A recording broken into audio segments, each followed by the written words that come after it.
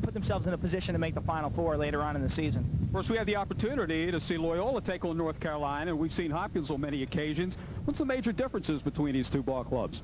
I think team speed-wise, North Carolina has a considerable advantage, although in the goal, I think Hopkins has an advantage. So it should be a contrast in styles.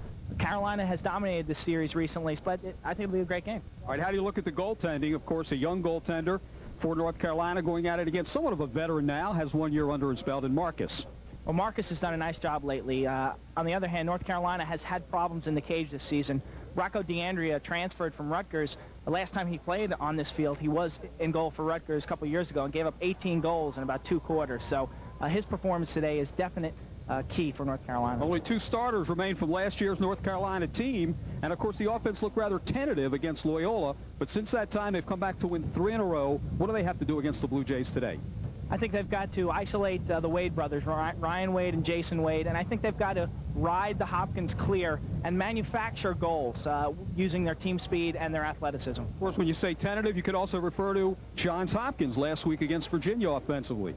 Well, Hopkins had a lot of success against Syracuse offensively because of the style that they play. And a week later against Virginia, that same offensive style was not successful. I think we'll see their attack control the ball more today. Reardon and Picola will isolate from behind the net. Tony Seaman looking for his first victory against North Carolina, and we'll be back with an interview with Dave Klarman, the head coach of North Carolina. All that coming your way from Homewood Field in Baltimore, Maryland.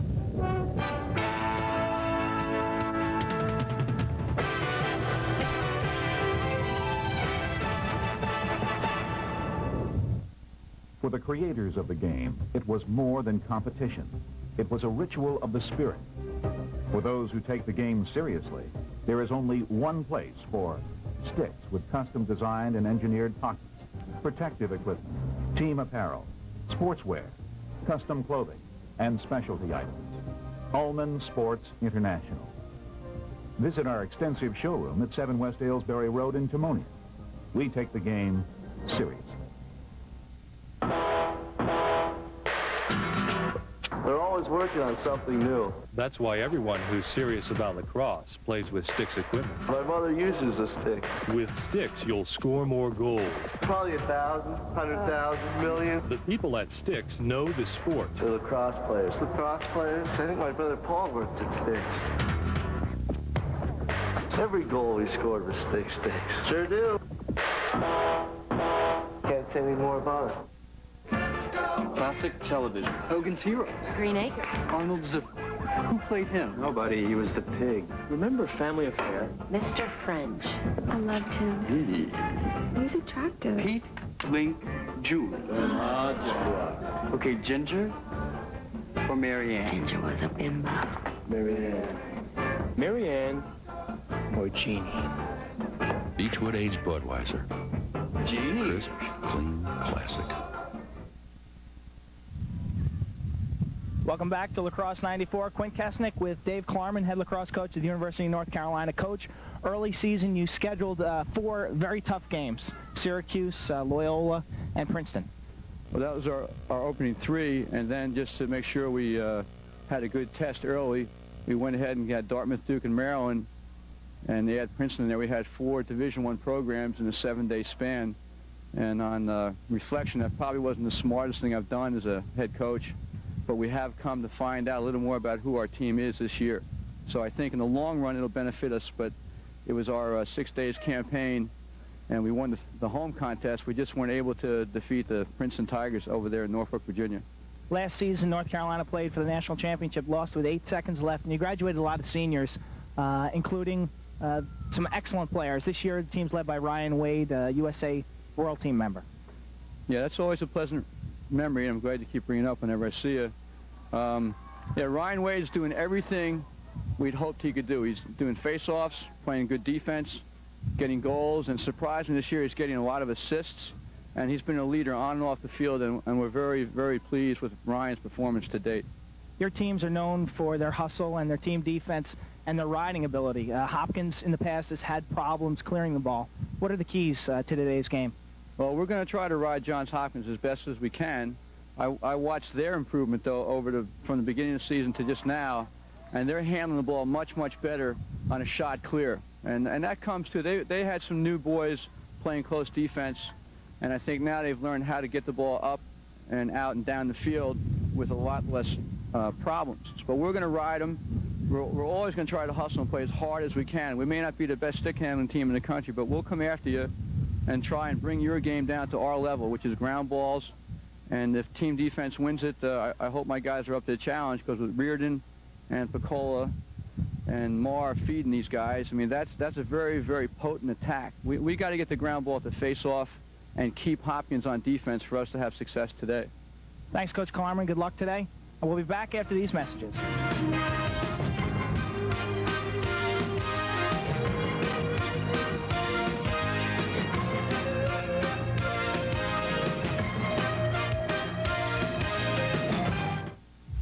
Gentlemen, your opponent was hot and cold this half, but that was just an appetizer.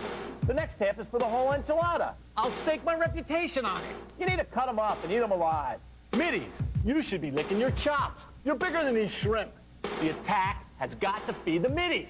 Defense, poke them in the ribs, carve them up like a piece of meat. They're chicken. Okay, here they come. Pass it around. That's the way to go. Come on, guys. Now you're doing a great job. Cut it up. Slice it up. Put a fork in them. They're done.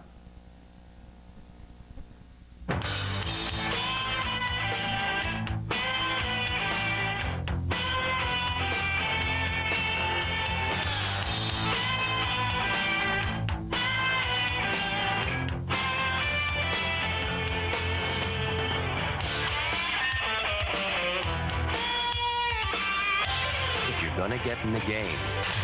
Get in the game. Black's World, now open in Annapolis.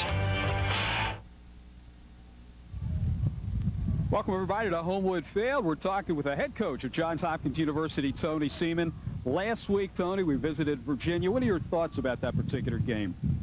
Well, Virginia played very well and beat us. I thought we didn't shoot the ball as well as we had done the previous 2 weeks, and that's a big key to our offense, is that we've got this. If we get the spots to finish the ball, we've got to do that, and I don't think we did a good job at that last week. Not since 1988 have the Blue Jays defeated North Carolina. What do the Blue Jays have to do today to turn the tables on Dave Klarman and the Tar Heels? Well, we have to shoot well. Our defense has to keep improving, which I think it has done over the last course of the last 3 weeks.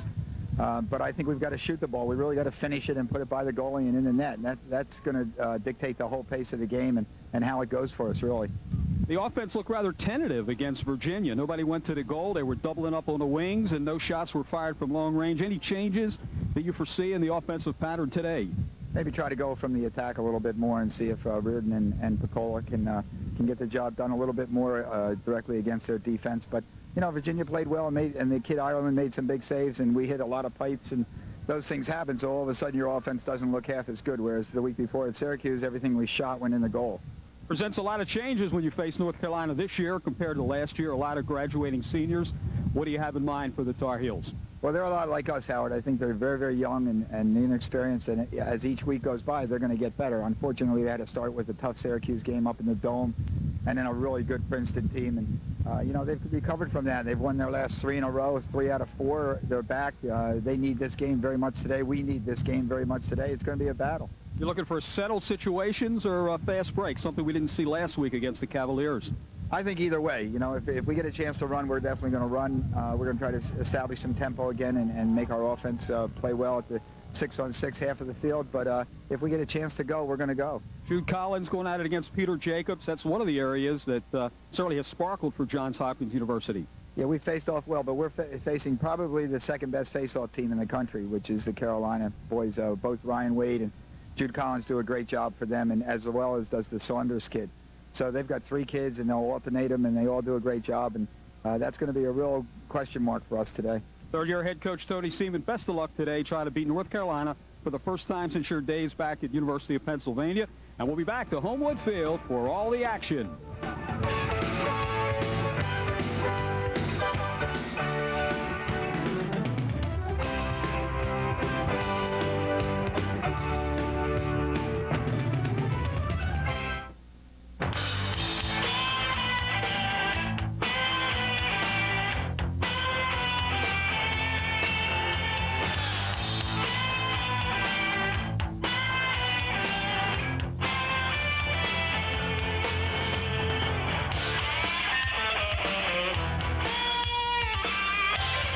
you're going to get in the game. Get in the game. Lax World, now open in Annapolis.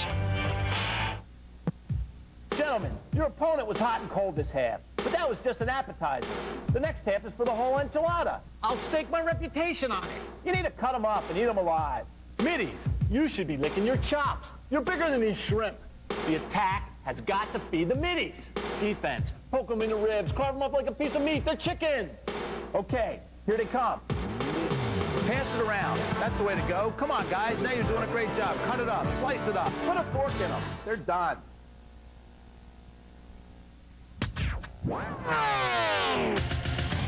love lacrosse!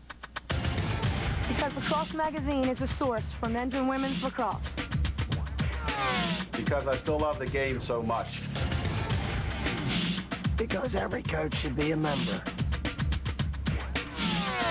They make things happen. This is awesome, man. Look at that check. I was at that game. Where was it? Magazine's cool. Welcome back to Lacrosse 94. Quint Kesnick here with Billy Day, former goaltender at the University of North Carolina and current assistant coach of the Tar Heels. And Billy, you've had the opportunity this year to see some of the best teams in the country. And let's start with Princeton. They're ranked #1 right now. What are your feelings about Princeton? Well, Princeton Tigers are a very good team. They're very well coached by Coach Tierney. He's done an excellent job. They have a great goaltender, Scott Bacigalupo, and they got a great close D. And on the attack, Kevin Lowe, he's been an assist man this year.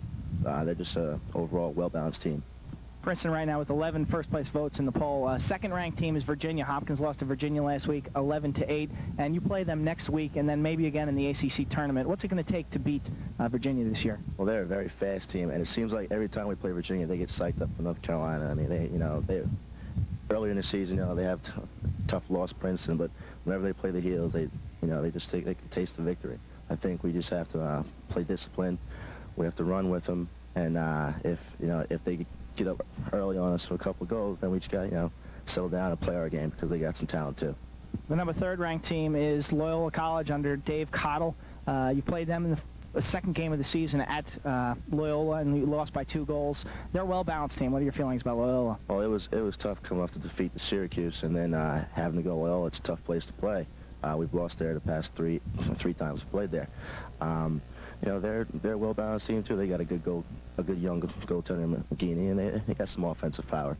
And that was a tough game. I think they'll be there in the end. Today's game, Hopkins ranked 5th and Carolina ranked 6th. Both teams really can't afford another loss as far as playoff implications, getting into the Final Four. What are keys today for a Carolina victory? Well, I think first of all, our goaltending has to be on today. We've had some troubles, switching back and forth with our goalies, but Rocco has been playing well in the past 2 games, so he has to have a good game. I think offensively we have to shoot the ball on John Marcus.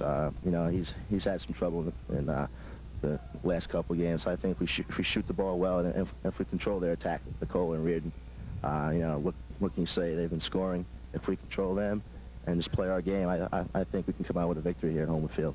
Carolina has had recent success against Hopkins, winning 5 in a row after Hopkins won 5 in a row. It's been a very interesting series. You actually have never lost to Hopkins in your coaching and playing experience, and hopefully for you that continues today, Billy. Thank you very much. We'll be back after these messages with more lacrosse.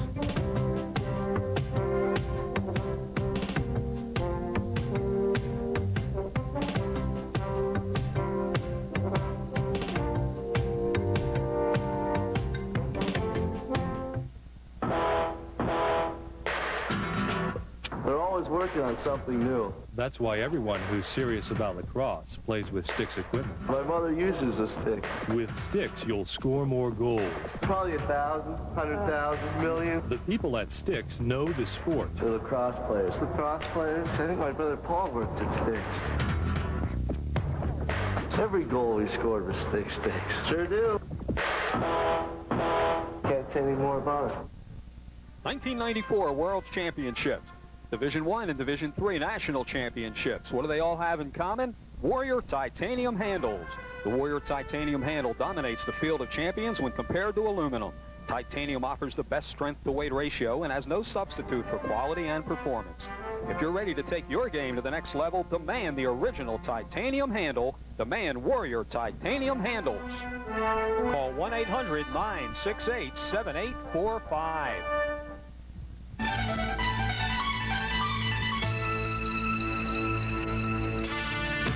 Howard Mash along with Quint Kesnick back here at Homewood Field in Baltimore, Maryland. Quint, two teams seeking their identity. Kind of an up-and-down season for both of them thus far. Crucial midseason game. A couple keys, goaltending, obviously, face-offs and penalties, and the man-up offensive efficiency. Both teams have to capitalize on their extra man opportunities. Rocco DeAndrea, the young goaltender for North Carolina.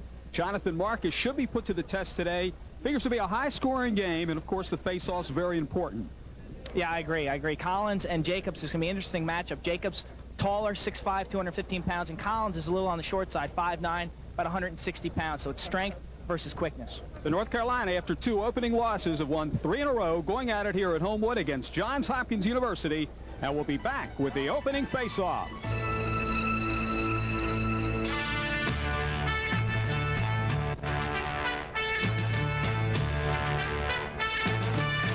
This has been a preview to Lacrosse 94.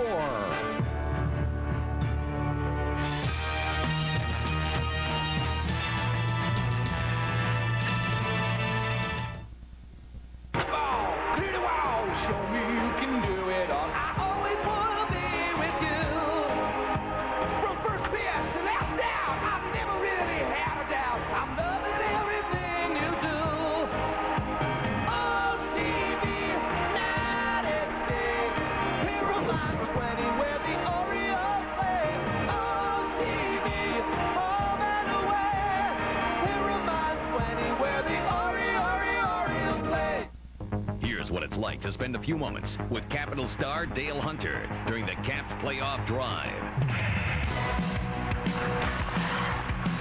Now Dale Hunter is there.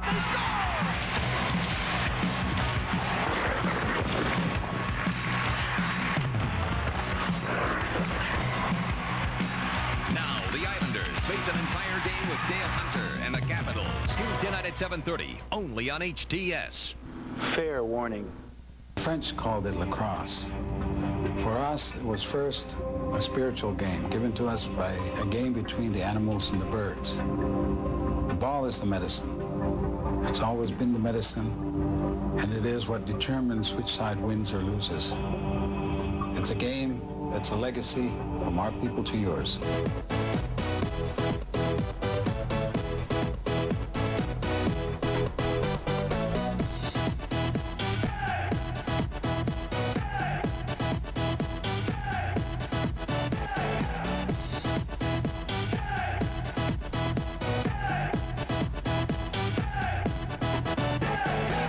Y'all ready for this?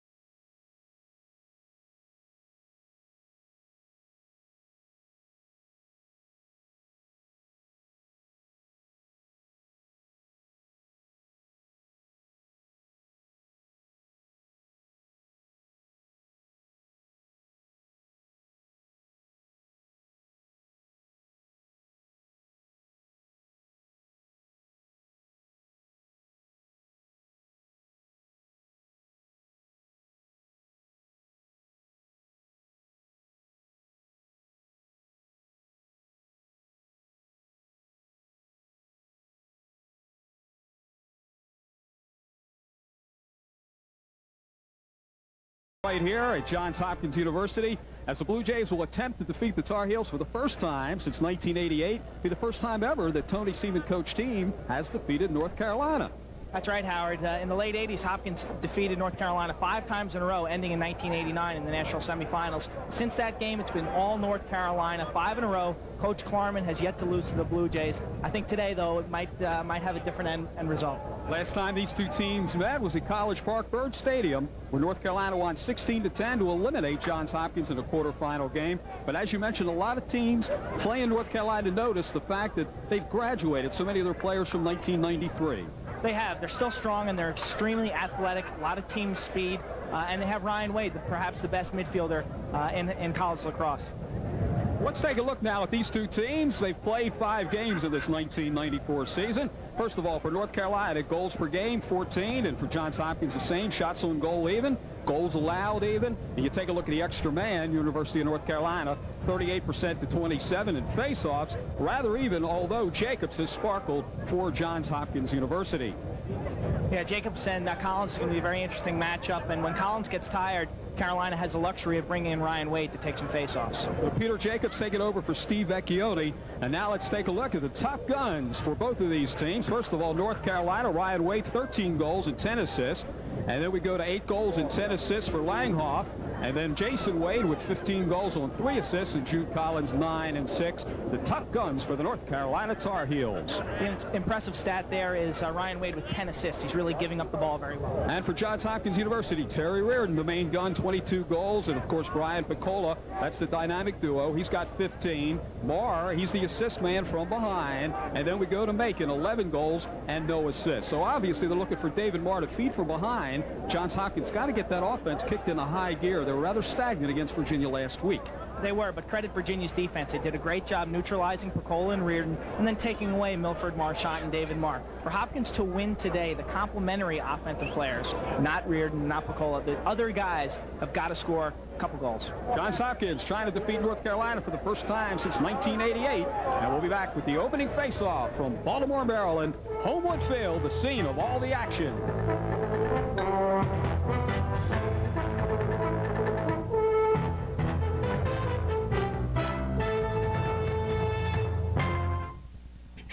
It's time to get the best for your money. You're simply the best! And now Toyota Motor Credit offers a special new lease on the best car built in America, Toyota Camry. With a small down payment and just $259 a month, you can drive the best American family sedan with safety features like driver and passenger side airbags. Standard. That's Toyota Camry. If you want a deal, Toyota has a great deal. The Toyota Touch Plan. You're simply the best! See your Toyota dealer today. Gentlemen, your opponent was hot and cold this half, but that was just an appetizer. The next half is for the whole enchilada. I'll stake my reputation on it. You need to cut them up and eat them alive. Middies, you should be licking your chops. You're bigger than these shrimp. The attack has got to feed the middies. Defense, poke them in the ribs, carve them up like a piece of meat. They're chicken. Okay, here they come. Pass it around. That's the way to go. Come on, guys. Now you're doing a great job. Cut it up. Slice it up. Put a fork in them. They're done. It's a round world, genuine and true. It keeps on spinning and you always come through. And you're giving it your best. Proud to be your bud. Budweiser. Proud to be your bud. Proud to be your bud. Ooh, yeah. Proud to be your Proud to be your bud.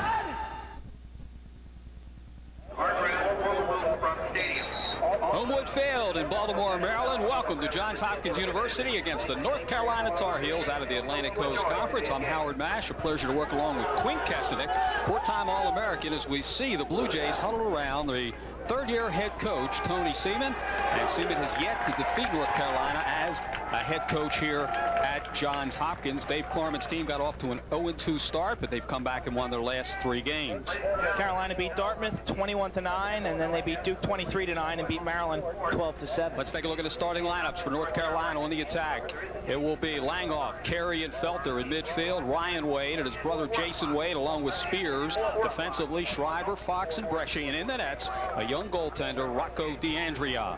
And for Johns Hopkins University, it'll be Picola, Marr, and Reardon. Midfield, Marchand, Gordon, and Jacobs. And on defense, Kuzma, Cavallo, and Pressman. And in the nets will be the sophomore, Jonathan Marcus. Let's take a look very quickly at the top 10 of the USILA. Princeton 4-0, Loyola 5-0. Best so far in 1994. Then Virginia, Syracuse, Hopkins, Carolina, Towson State, Maryland, Hofstra, and the Naval Academy. And, of course, Johns Hopkins looking to gain their 7th title. They won, as you noticed, 74, 78, 9, 80, 84, 5, and 7. Syracuse with 5, and North Carolina with 4. In the face-off circle, Jude Collins going at it against Jacobs, and we're underway here at Homewood on Lacrosse 94. As a young North Carolina team, Ryan Wade, the leading scorer, picked up defensively by Jay Penn, number 4. We'll see right away if North Carolina settles things down. This is Greg Langhoff. He's out of Timonium, Maryland.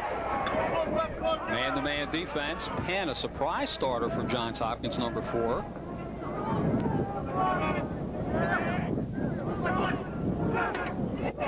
Notice a lot of movement in front of the goal. Defense, a question mark, picking up a loose ball. A fine save by Marcus. And the Blue Jays stop North Carolina. And let's watch the Johns Hopkins clear. Peter Jacobs is 6'5", put on a little weight this season. Net defensively by North Carolina. Here's a shot, a score! Johns Hopkins gets on the board after only 59 seconds has elapsed in this first quarter as Jacobs put it in behind DeAndrea. Peter Jacobs taking the ball to the net himself. You'll see Jacobs on the field a lot this afternoon. He faces off, he plays offense and defense. Here he is taking Jason Wade to the net, and he just uses his strength, barrels in. You'll see Carolina a little late to slide there. Both defensemen should have gone to help out their teammate a little earlier, and Jacobs bouncing the ball past DeAndrea. It's always key to get that first goal on a goalie. Milford Marchand replacing Jacobs out on the face-off. Marchand number 15. And once again, Jude Collins. He won the Jay Gallagher Award as the outstanding freshman for 1993 for North Carolina. As the Tar Heels under Dave Klarman. This is Brendan Carey.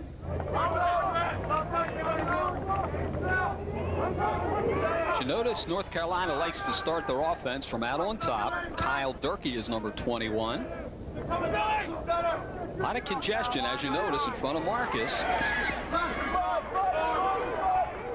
This is Collins, number 42. And watch Langhoff as he looks to feed against a freshman. And that's the North Carolina game plan. Cutting in, that was Wilson Felter. As he took it from on top, as the ball rolls out to the midfield line. All important will be ground balls, as Dave Klarman talked about on the pregame show, and we get a whistle. Hopkins will be called for an offsides violation, and Carolina's going to control.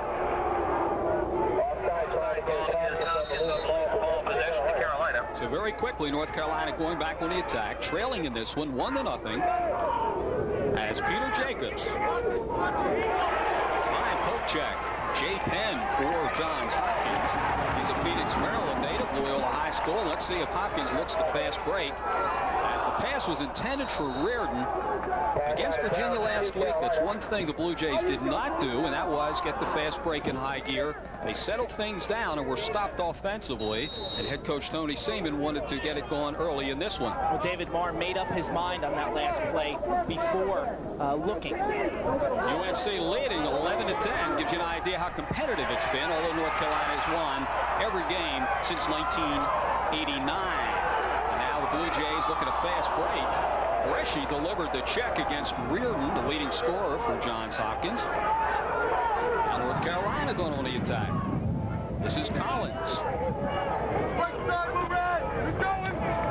Langhoff from behind, looking for somebody slanting in once again. Good defense by Johns Hopkins. Cavallo, that's number 41. Cavallo is a senior out of Cockeysville, Maryland. He attended Delaney High School. This is one of the keys for Hopkins today, clearing the ball against the North Carolina right. Carolina makes it very difficult for you to advance the ball from from defense to offense. Head coach Tony Seaman has decided to call a timeout with Johns Hopkins leading in this one 1-0.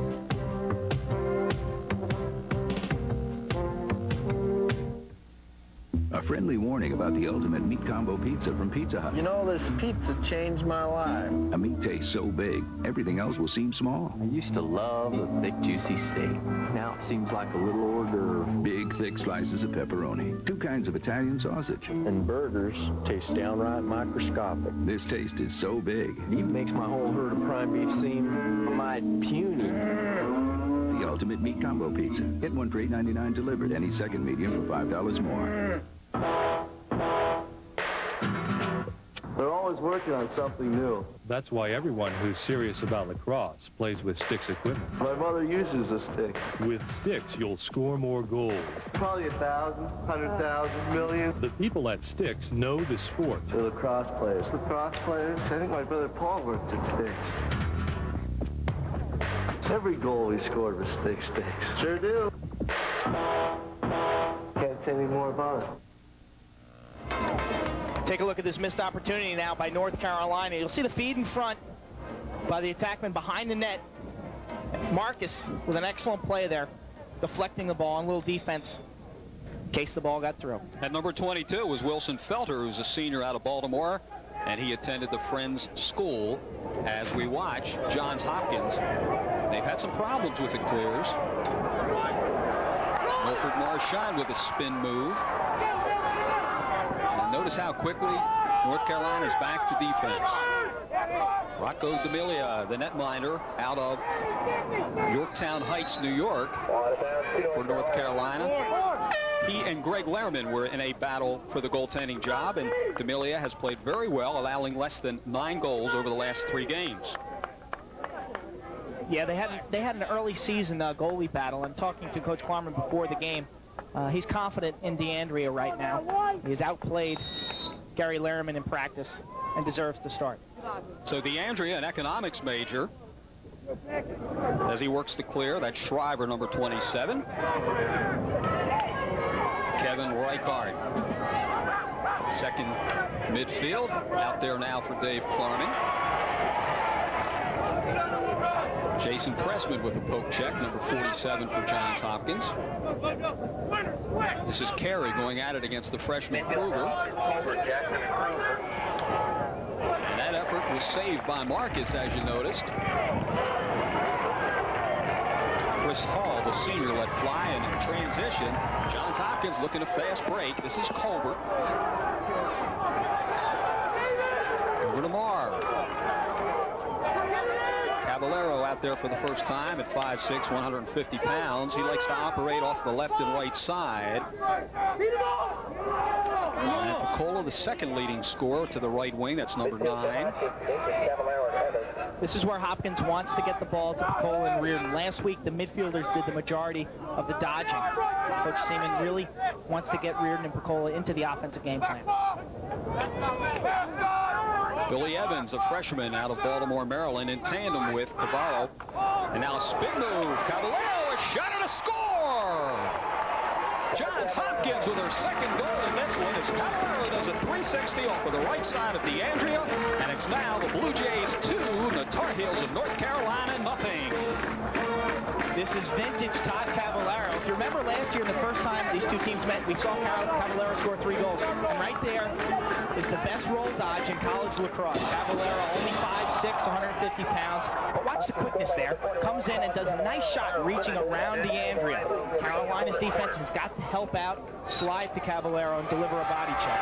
Jacobs, who wins almost 70% of the faceoffs, picks up another one for Johns Hopkins. One of the keys to the game for the Tar Heels is their ability to win the faceoffs. Line saved by DeAndrea. Chris Bacon looking for his first goal of the season. With Carolina coming to life offensively the last 3 games, averaging almost 19 goals. Guzman Green was a football player in high school.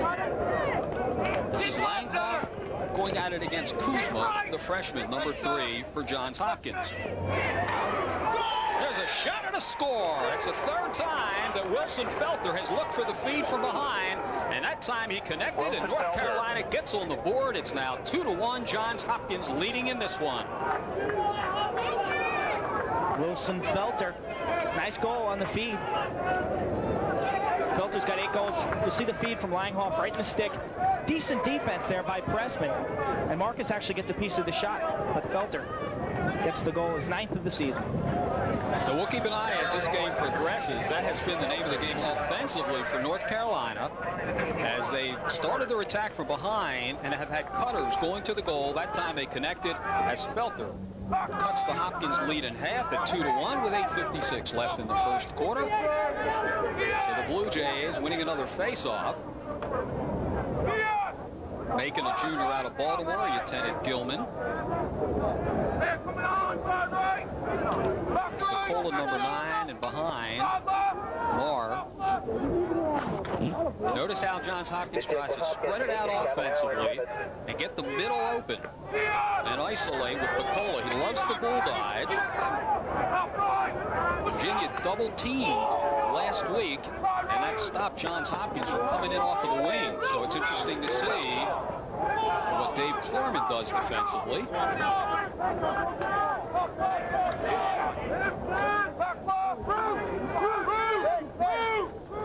Now Chris Macon is a feeder, 11 assists, still looking for his first goal. And here's Caballero, who used the inside roll dodge to get the second Blue Jay goal.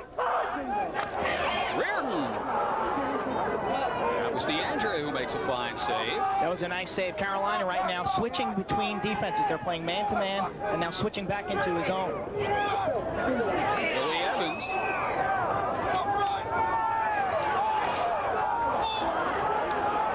Chuck Bresci, number 34, the veteran. Senior out of Cockeysville. Right back Evans. Here's a shot, and it appeared to hit the post on that one as it rolls across the far sidelines. And North Carolina, the benefactors, as we remained at 2-1, Johns Hopkins. Billy Evans hit the pipe on that last shot. Well, the keys to the game for North Carolina, the face-offs, Collins and Wade. Goaltending, of course, they have to get consistency out of DeAndrea and ground balls on this AstroTurf. Yeah, athletically, Carolina, they're faster and they're bigger. Theoretically, they have to dominate the ground balls in order to win. Hopkins, on the other hand, needs to clear the ball against the tough Carolina ride. Their team offense, their midfielders have got to score. Last week, Marchant was scoreless. Macon only had 1 goal. Casey Gordon didn't score. Actually had 1 goal. They need to spread the offense. That was a fine poke check, part of Matt Jackson. So now North Carolina, after losing their first 2 games of the season, have won 3 out of their last 4 as Langhoff. Kuzma with a fine play, the freshman. He's out of Yorktown Heights, New York, as we watch Johns Hopkins with the clear. Great back check by Kuzma there, de-sticking Langhoff. We've seen Kuzma do that. That's his favorite check. Scramble in front of the net. DeAndre obviously screened.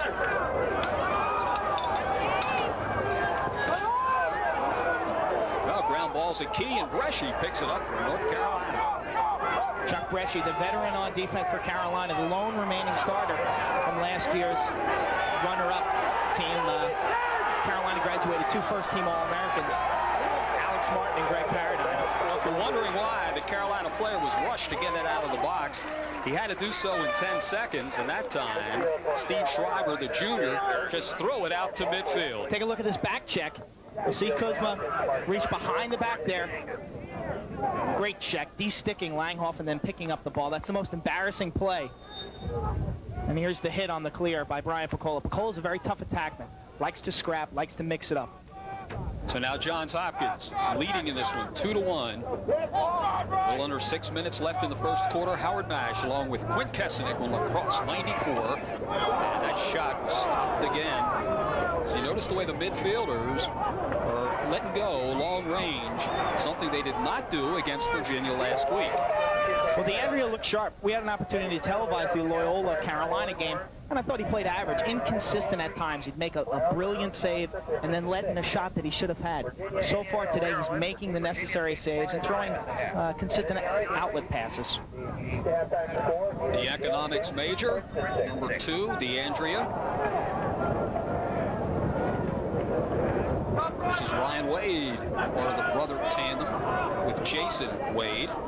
Jason, number 43.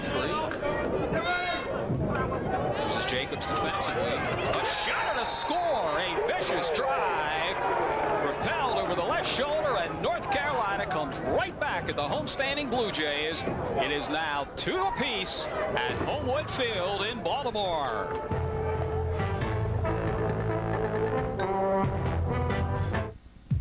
Gentlemen, your opponent was hot and cold this half, but that was just an appetizer. The next half is for the whole enchilada. I'll stake my reputation on it. You need to cut them up and eat them alive. Middies, you should be licking your chops. You're bigger than these shrimp. The attack has got to feed the middies. Defense, poke them in the ribs, carve them up like a piece of meat. They're chicken. Okay, here they come. Pass it around. That's the way to go. Come on, guys. Now you're doing a great job. Cut it up. Slice it up. Put a fork in them. They're done.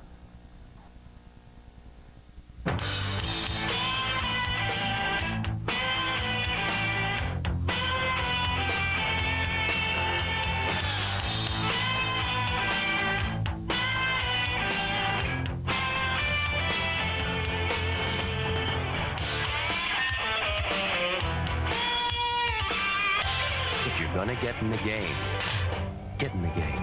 Lax World, now open in Annapolis. Johns Hopkins in North Carolina deadlocked at 2. The Blue Jays got off to an early 2-0 lead, but right back at them came Carolina to not the count. Jason Wade with a nice left-handed drive, beating John Marcus to the off-stick side. Jason Wade and Ryan Wade, they're brothers, and they play a very similar style. They're both ambidextrous. Jason Wade obviously prefers his left hand, as we just saw. Both work extremely hard during the off-season on their speed and strength. Underneath Wade's jersey there is one of the strongest midfielders in college lacrosse, and you can see him bully through Peter Jacobs, who's 6'5", 210 pounds. 16th goal, and that leads North Carolina in that category. And the ball will go to Johns Hopkins University on the push. It's a loose ball push off the face-off. Hopkins now set to clear.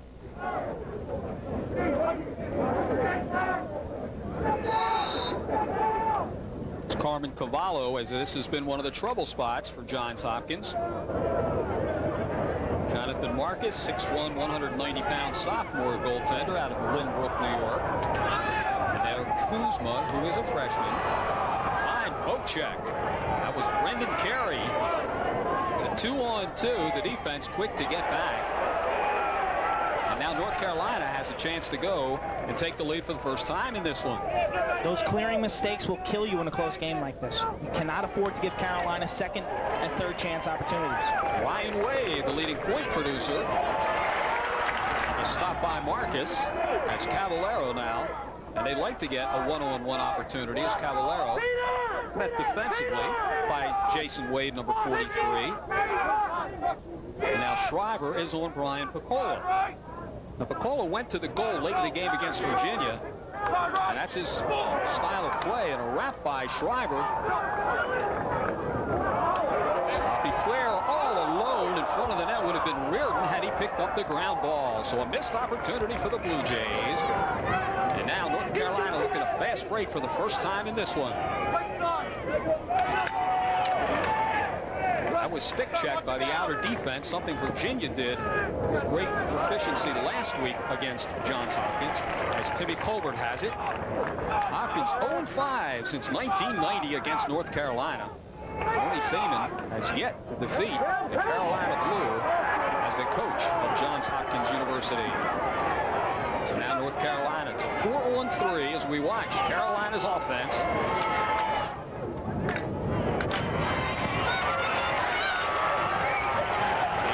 Eastman playing some big-time defense as he feeds Colbert, and now they turn it around. 4-3 for Hopkins. A shot and a score! Brian Piccola lines it over the left shoulder of DeAndrea, and the Blue Jays regain the lead at 3-2. Great shot by Brian Piccola.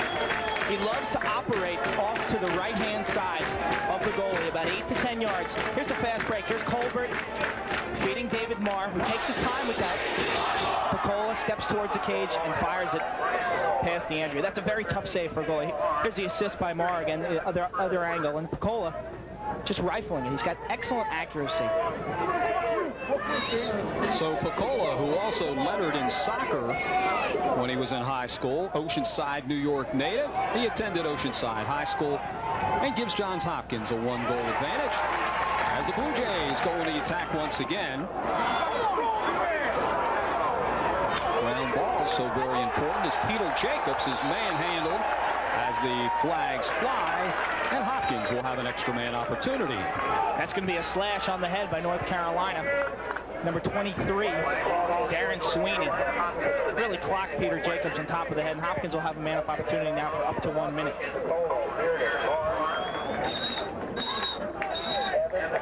You can see the slash right there by Sweeney, just getting Jacobs right on top of the helmet. Easy call for the official. Dave Klarman has called his first time out with 3:03 left in the first quarter. Kind of expected a high-scoring game, Quint. Both defenses suspect early in this 1994 season, but so far that hasn't been the case. I think both teams are just trying to get into the flow of the game. I think we'll see things open up as we progress here. Exciting game. Both teams really need a win today, Howard.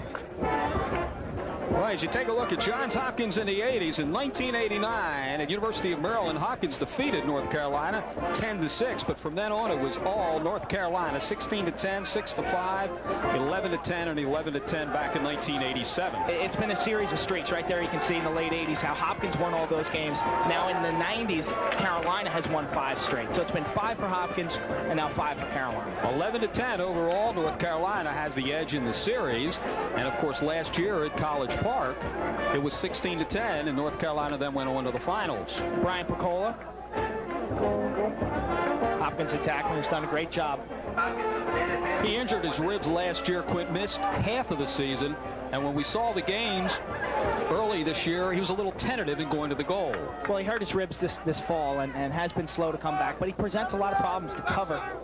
He often draws fouls or scores a goal, so he's a nightmare for a defenseman. So Johns Hopkins trying to match their biggest lead of 2 as they operate with the extra man opportunity. 2:45 left as you notice the congestion in front of DeAndrea. Really packing it in defensively as Klarman's Tar Heels. Well-intended give-and-go attempt. This is Billy Evans, a freshman. Reardon. You wonder if DeAndrea saw the ball as it just flicked off of the edge of his stick. And now North Carolina. Jason Saunders, sophomore. Shot and a score! What a play! Kyle Durkee took the feed from behind and in a prone position, flicked it in, and we're deadlocked at 3 apiece. Beautiful play both ways by Sanders, clearing the ball up the field, penetrating and taking the ball behind the net, knowing not to force it here, and then finding Durkee all alone. And Durkee not stepping into the crease. You see, the reason he left his feet there was so that he didn't step on that red line, which was the crease. Nice play by Durkee, a midfielder, but operating efficiently in front of the net. Out of St. Paul's School, Durkee is a studio art major, 5'8", 160-pounder. He too was a soccer player in high school. Many of these players have played 2-3 sports, lettering during their high school careers. Now North Carolina picking up a loose ball. It's a 3-on-2. Jude Collins with some good hustle along the far sidelines. Ooh, that hurts too when you slide across a dry AstroTurf like that. He'll have some raspberries on his knees and his hips. STX leaders in every area of lacrosse equipment development. STX has created the sport's most innovative and exciting products. The name of the game is STX.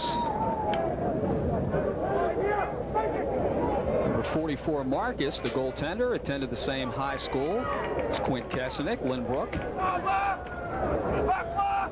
Tony Seaman was Kesenick's high school coach, as we watch Picola, who has a goal today. Steve Schreiber won him defensively, and a big-time defense by Schreiber with the wraparound.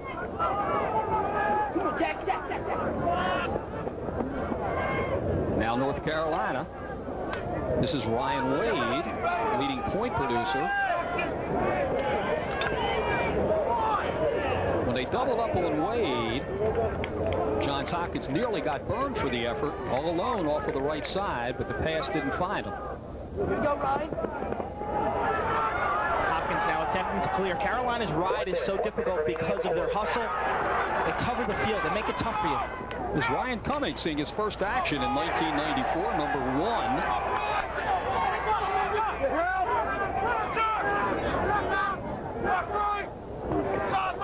Jays looking to spread it out with 43 seconds left in the first quarter.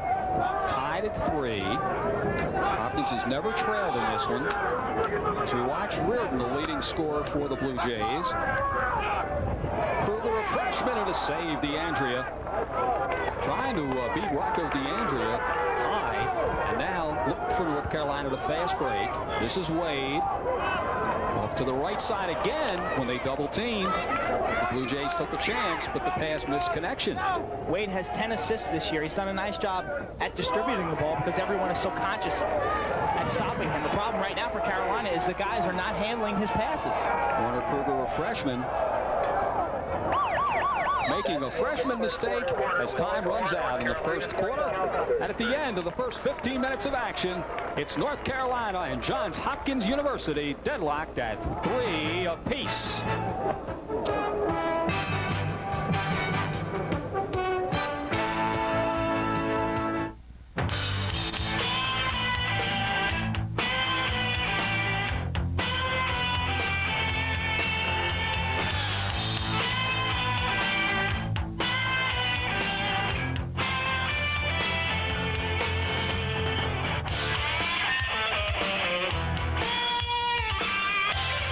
Gonna get in the game. Get in the game. Black World, now open in Annapolis. Gentlemen, your opponent was hot and cold this half, but that was just an appetizer. The next half is for the whole enchilada. I'll stake my reputation on it. You need to cut them up and eat them alive. Middies, you should be licking your chops. You're bigger than these shrimp. The attack has got to feed the middies. Defense, poke them in the ribs, carve them up like a piece of meat. They're chicken. Okay, here they come. Pass it around. That's the way to go. Come on, guys. Now you're doing a great job. Cut it up. Slice it up. Put a fork in them. They're done. We love lacrosse! Because Lacrosse Magazine is a source for men's and women's lacrosse. Because I still love the game so much. Because every coach should be a member. They make things happen. This is awesome, man. Look at that check. I was at that game. Where was it? Magazine's cool.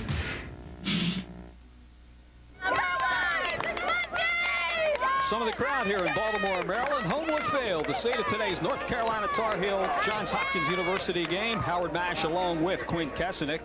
And fans, it's Warrior Titanium Handles, the choice of champions. Order now at 1-800-968-7845. As you notice, Johns Hopkins with a decided early edge in face-offs. Collins won that last face-off. You can see his quickness. Got the ball away from Jacobson and just tucked in underneath him to beat him to the ground ball. So now we'll watch Johns Hopkins clear against the Carolina Ride. Princeton and Loyola, the two major college undefeated teams early in this season. That's a nice clear by Hopkins, getting the ball to Marchant and letting him leg it out. He's the fastest Hopkins player. It's the easiest way to clear. They've been looking to isolate Reardon, clear the side for Terry at 6'5". Reardon's got a bad right ankle this week. He missed practice on Thursday and Friday. He's fine today, though. This is Casey Gordon, transfer from the University of Virginia. Now Mars the feeder from behind, number 13, as we watch Johns Hopkins start the offense from out on top.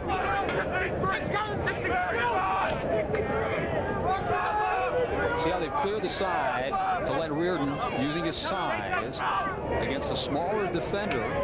Jason Sanders, a shot and a score! What a play by Reardon, who pulled between two Carolina defenders. He rifled it home, and Johns Hopkins regains the lead at 4-3. This is not particularly smart defense by North Carolina. This is the matchup that Hopkins wants. It's Reardon dodging against a midfielder with a short stick, Jason Sanders, who probably held Reardon there. Didn't get the call, though. But this is a matchup that Hopkins will take advantage of. And there's the other angle. Reardon just with the sidewinder shot over DeAndrea. There is no way that Sanders, as a short stick midfielder, can stop Terry Reardon, perhaps the best attackman in college lacrosse. Last week, Virginia was doubling up on Reardon and Picola, forcing Hopkins to try to shoot from long range. And when they didn't, they just packed it in all day. And now North Carolina not double teaming on that occasion, and you saw what happened. And Jacobs, who wins over 70% of the faces, wins another one. Again, they're packing it in. Caballero, unaccustomed to being in that spot out at the midfield. You can hear the defense communicating amongst themselves, telling each other where the ball is and who's got the backup. Credit John Fox for a fine defensive play. Fox is only a freshman out of New York. Let's see if North Carolina chooses to fast break or if they settle things down. Nice little clear there by DeAndrea, running the ball upfield past David Marr. Marr and DeAndrea both played for Yorktown High School, as did number 26 right there, Usman Green. You know, last year, Green, number 26, in a game played at Chapel Hill, filled it up from about 15 yards, 3 long-range drives, but he has yet to gun it from long range against Johns Hopkins today. Last year, Usman Green had 25 goals.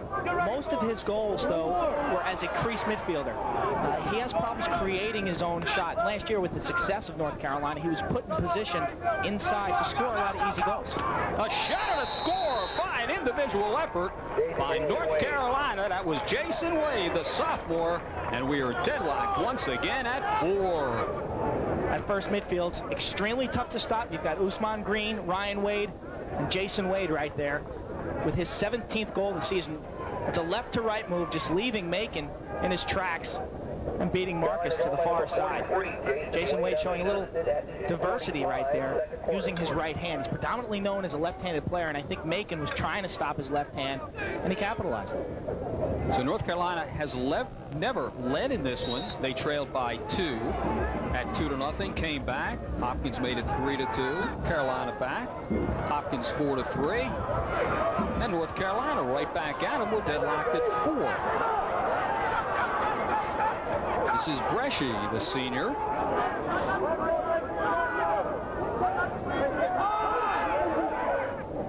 Three straight for North Carolina after 2 opening season losses as Kyle Durkee goes at it against Jay Penn. This is Langhoff. Earlier this season, North Carolina starting their offense at the wing spot or behind the net. We notice a change this week. They're starting from out on top, trying to spread the Johns Hopkins defense. And let's watch the Jays defend. See Marcus come out on the double. Shot and a score! Hopkins burned as Marcus left the pipes, and North Carolina leads for the first time in this one at 5-4. So from Homewood Field in Baltimore, Maryland, right now, the Tar Heels out of the Atlantic Coast Conference lead 5-4 over Hopkins. Friendly warning about the ultimate meat combo pizza from Pizza Hut. You know, this pizza changed my life. A meat taste so big, everything else will seem small. I used to love a thick, juicy steak. Now it seems like a little order. Big, thick slices of pepperoni. 2 kinds of Italian sausage. And burgers taste downright microscopic. This taste is so big. It even makes my whole herd of prime beef seem mighty puny. The ultimate meat combo pizza. Get one for $8.99 delivered. Any second medium for $5 more. Okay, classic cars. 63 Veg. Right. 68 Camaro Super Sport. GTO, any year. Nice. Gran Torino. Starsky and Hutch. Good car. 65 Mustang Ragdoll. It's obvious. 75 Pacer. Tail fin. Bumper bullets. Bench seats. Drive-ins. Boss 302s. 427 big block LED8 with an 850 double pump. Beechwood aged Budweiser. Crisp, clean, classic.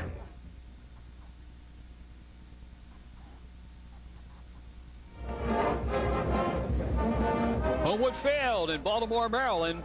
Johns Hopkins and North Carolina going at it, and the visitors leading for the first time in this one, 5-4. Jude Collins with that last goal on an assist from Langhoff. It's Collins' 10th goal of the season.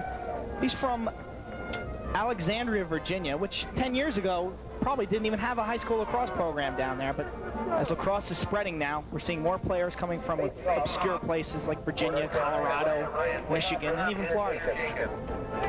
So the feeder on that play, Greg Langhoff, out of Loyola Blakefield High School in Timonium, Maryland. He's a political science major. And it was his feed that set up the goal, and it's now 5-4 off of this face-off.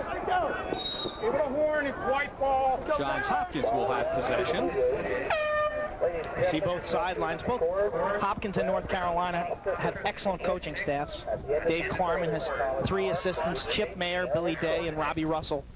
The entire staff of North Carolina actually graduated from the University of North Carolina. This is Casey Gordon.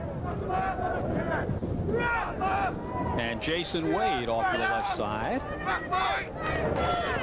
So now Hopkins finding themselves behind for the first time in this one. Oh, a terrific wraparound. That was Ryan Wade, the leader in goals, playing some big-time defense. Here's Gordon. Blocked by the outer defense.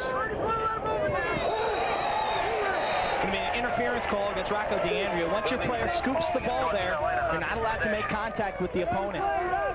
DeAndrea and Wade there have to communicate. As a player, when you scoop the ball, you've got to say release, which signals your teammate not to make contact. Casey Gordon, whose dad played here at Hopkins, Ray Gordon, sociology major, as the Jays now try to open up that Carolina defense, spread things out. Marchant. Marchant going to the goal. Fine opportunity, but just did pull it wide. Shot out of bounds to the Blue Jays. Last year, Marchant had almost 25 goals. This season, he only has 4 goals and no assists on 25 shots. He's got to work on his accuracy. Terry Reardon tied for 4th in all-time Johns Hopkins University goals with 107. Blue Jays trailing to the Tar Heels, 5-4. Reardon looked for somebody out on top. Just forced it into the middle, and Johnny Fox intercepted, and then he threw it away. One of the few unforced errors in a well-played first half.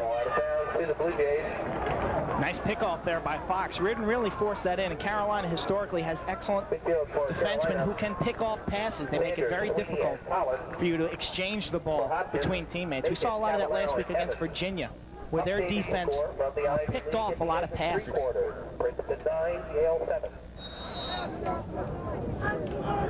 That's Marcus. Jason Pressman, a defenseman. Cavallo.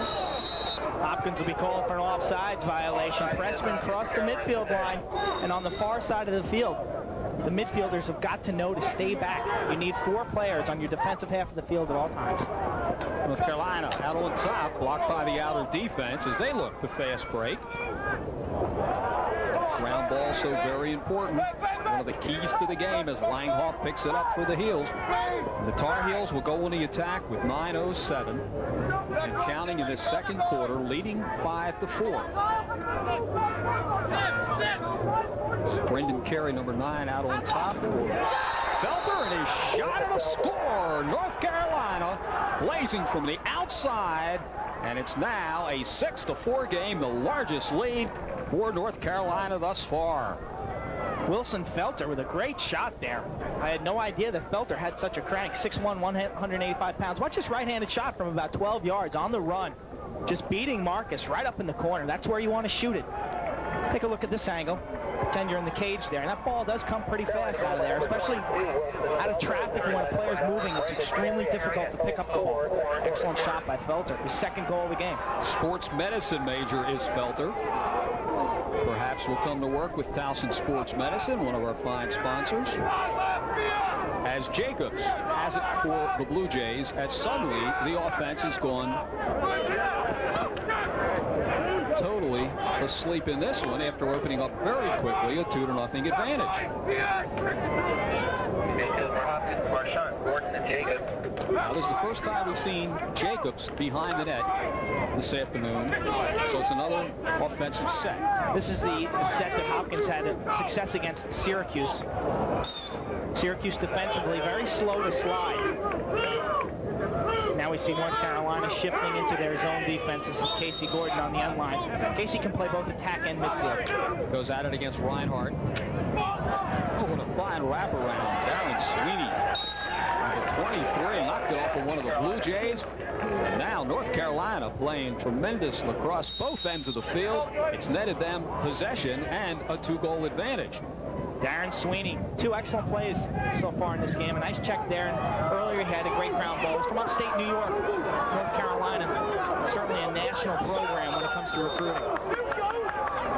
And now a very delayed call coming up against North Carolina as they're going to be whistled on an offside. As we'll watch now, Johns Hopkins University on their clear with 7:45 left in the second quarter. Howard Madge along with Quinn Kesenick. I want to welcome all our affiliates across the East Coast, New England Sports Network, and of course Sports out of Atlanta, Sports South.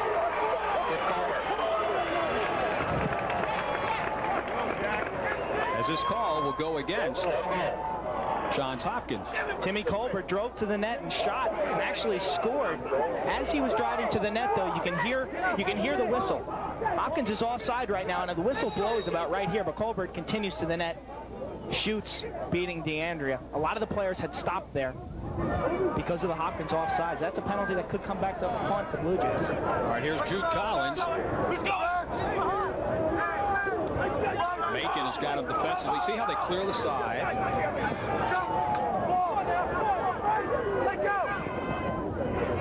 Carey, number 9 for North Carolina, and Jason Pressman.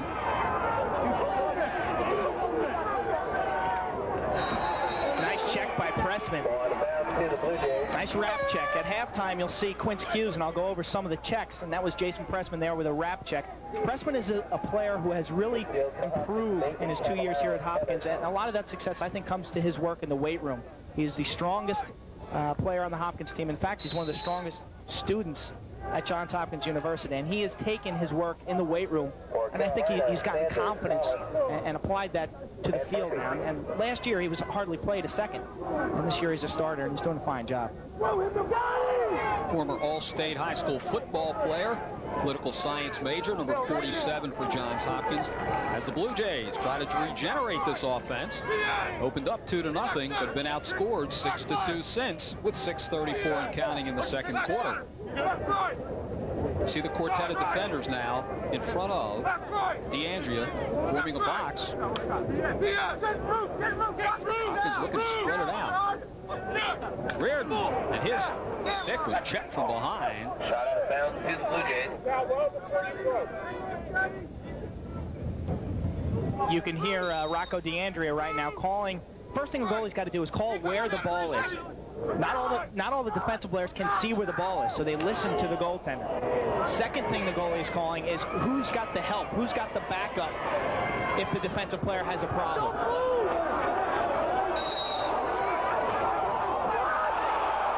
So the ball being awarded to North Carolina.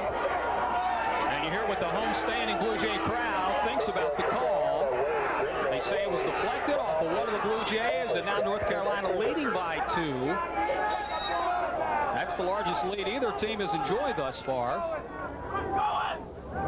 Jason Wade and Felter, who has sparkled with 2 goals thus far in this one. See that wide circular passing, trying to spread out Johns Hopkins. This is Carey. That's a freshman, number 3, Kuzma, on Langhoff. Now they'd like to clear the side and let him work against the freshman. Slanting in, Green. Got a little too intense, stepped in the goal mouth, and it'll turn back now to Johns Hopkins. Usman Green with an excellent attempt there. Didn't have much of an angle, and you have to credit Werner Kruger for Hopkins with forcing him down the side and decreasing his angle. So that was nice defense.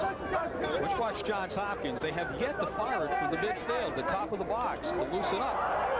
Nearly a goal. As you notice, the clear very sloppy, and Johns Hopkins fortunate that time. This is Picola, and it's wrapped from behind. Steve Schreiber quick to adjust. Still loose. A pipe shot. Picola hits the post.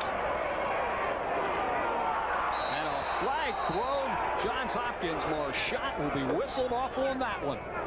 That's going to be a holding violation against Marchant. He takes a one-handed wrap check he tries here. Watch his free hand. He just wraps it around the neck with Fox. Easy call for the official right there. That's a big pipe shot, though, for Hopkins. Brian Picola hit the crossbar. Last week against Virginia, he hit the crossbar also. It could be a 2-goal swing. Well, since 1990, Johns Hopkins 7.8 goals per game against North Carolina, whereas the Tar Heels have averaged over 13 goals per game since 1990. And right now, North Carolina lighting it up with 6. Johns Hopkins leading early in this one. They have 4 now. They've fallen behind. And slanting in, and again blocked by the outer defense, enabling Marcus. Carolina steals. You see how North Carolina is firing from long range, which has a tendency to loosen that defense. North Carolina had some problems early season with their man-up unit. They were 1 for 20 after their first 2 games against Syracuse and Loyola. They've made some changes. Matt Jackson, number 5. His poke check dislodged it. Cavallo to Kuzma.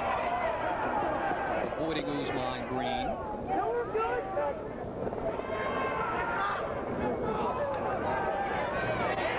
Steer, number 12.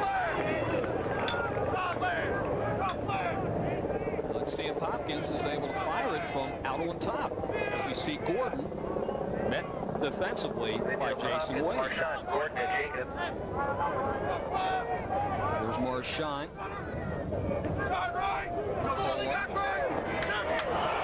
Well intended, but rear the fan on the attempt. Got to credit John Fox there, getting his stick in the passing lane and making it difficult for Reardon to handle the pass. Schreiber, number 27, and Fox, number 30, have done an outstanding job. They've really improved as the season has worked along. They've played together now for 6 weeks. You can definitely see improvement. All right, here's Gordon out on top. Picola fanned on the shot. Every shot by Johns Hopkins 10 yards or shorter. And now a fast break opportunity for North Carolina. They've got the numbers game in their favor. Oh, what a vicious check delivered by Johns Hopkins University. Now the Blue Jays trying to get it going offensively. This is Peter Jacobs. Quick step. And then it went off the side of the stick. Flag is thrown off the left side of the Andrea. It'll turn right back to the Blue Jays. That's going to be another interference call against North Carolina. Well, Johns Hopkins has not scored a goal in over 10 minutes. They do appear to be very tentative offensively, as they were against Virginia, as head coach Dave Klarman has decided to call a timeout with 2:46 left. It's 6-4, North Carolina in this one.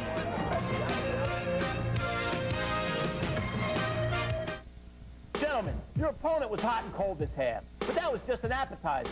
The next half is for the whole enchilada. I'll stake my reputation on it. You need to cut them up and eat them alive. Middies, you should be licking your chops. You're bigger than these shrimp. The attack has got to feed the middies. Defense, poke them in the ribs, carve them up like a piece of meat. They're chickens. Okay, here they come. Pass it around. That's the way to go. Come on, guys. Now you're doing a great job. Cut it up. Slice it up. Put a fork in them. They're done.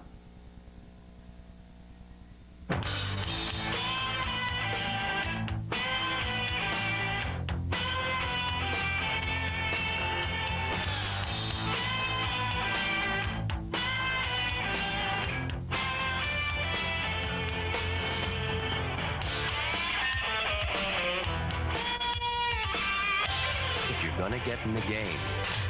Get in the game. Black Swirl, now open in Annapolis. 2:46 left in the second quarter. Howard Nash along with Quinn Kesenick back here as we take a look at Tony Seaman, the third-year head coach. He's never defeated North Carolina as a Johns Hopkins head coach. He did have success when he coached at the University of Pennsylvania. A career record of 117 and 55 for Tony Seaman. Obviously concerned over this ineptness on the part of the offense, not only not scoring the last 10 minutes, but really not looking in sync as this game progresses.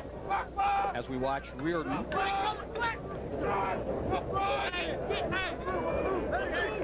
This is Picola.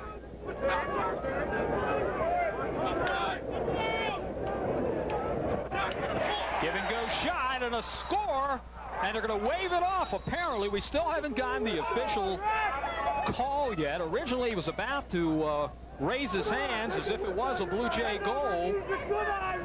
And as we take a look at the assistant head coaches, obviously that will not be a goal for Johns Hopkins. That's going to be an inadvertent whistle and a face-off. Oh, a tough call for Johns Hopkins. The ball hit the side of the net. People assume that it was in the net. Take a look at it. Watch the speed by Marr finding Cavallero on the backside all alone. But he misses the net. He had a great attempt there. The referee now blows the whistle right there, so we'll face it off. This is Terry Reardon as they look to bulldodge. You notice how North Carolina double teams, and Bresci has it poked off of his stick. And Johns Hopkins with another opportunity. Credit David Marr for this possession, number 13. Two good defensive plays in a row there. Carolina doubled Terry Reardon as he came up along the right side, and then David Marr hustling down Chuck Bresci and turning the ball over for Hopkins. We watch Macon. You see how much congestion there is in front of D'Amelia. Here's Reardon with a jump shot and a score. Terry Reardon puts an end to the drought that lasted close to 11 minutes.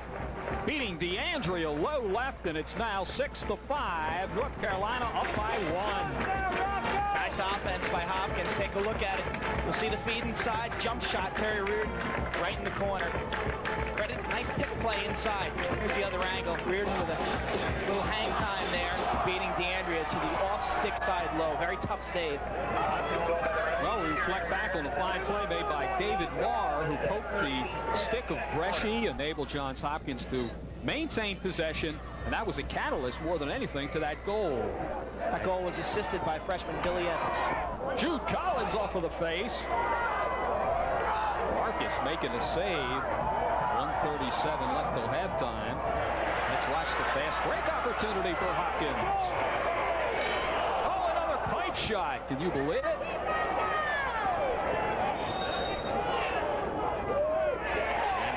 Will have possession. Take a look at this pipe shot. Here's Jacobs feeding Marr, and no one picks him up, so he decides to shoot. David Marr has not scored a goal yet this season. He's got about 15 assists, shooting against his ex-high school teammate Rocco DeAndrea, and he pinged the pipe. Well, head coach Tony Seaman has decided to call a timeout. 1:25 left in this second quarter as we kind of seesaw here at Johns Hopkins. The Blue Jays led early. And then North Carolina put a streak together to open up 2. And now it's 6-5. And as we take a look at the huddle, Dave Klarman, what's he telling his troops defensively? Carolina's had some success in this game defensively, shifting between a man-to-man and a zone defense. We can look for that to continue. and they've just got to hustle in between the lines and make plays, get the ground balls and move it to the open teammate. These two teams seem very evenly matched. I mean, I can't imagine this game not being a 1 or 2 goal differential. Let's take a look at the USILA top 10. Princeton and Loyola, the two major college undefeated teams. And we go to Virginia, a lot of young talent, Watson and Whiteley, and then Syracuse at 4-1. Hopkins and North Carolina, two teams at near 500, rather unusual. Towson State, they only lost by 1 to Syracuse. They're coming up on the Lacrosse 94 schedule. University of Maryland, we'll see them next week against the Naval Academy. Head coach Dick Edel trying to get back on the winning ways as we see a young Blue Jay in the making, perhaps a future Quint Kesenick, or maybe even better. Let's take a look at some other action as Yale is at Princeton. Loyola in the night game under the lights at Minigan Stadium to take on Towson State. Virginia at Maryland. We'll be at Byrd Stadium next week. Syracuse at UMass. The game played as part of a tournament at Brown. And the Naval Academy against Army. And that's always a war. What's the matter with the Army this year? Army graduated a lot of seniors from last year. It's always fortunate for Johns Hopkins that they play Army after the Army-Navy game. That's when you want to play the military academies, after they just crush each other on the previous Saturday. And, of course, next week we will have the Naval Academy against the University of Maryland. 1:09 and counting. Now, Johns Hopkins probably will burn some clock. And you watch the cutters. Coca-Cola. Now Reardon coming off the left side. See that action in front of DeAndrea? They're going to look to catch the feed from behind. And if that's not successful, watch Jacobs as he'll look to goal. There's Reardon. Just missing on that bounce shot. That's where the one that he scored the 5th goal for Johns Hopkins. Ground ball is important once again. And Johns Hopkins, the benefactors, as we watch Marchant with 34 seconds. Excellent hustle by Hopkins. This is a second chance opportunity.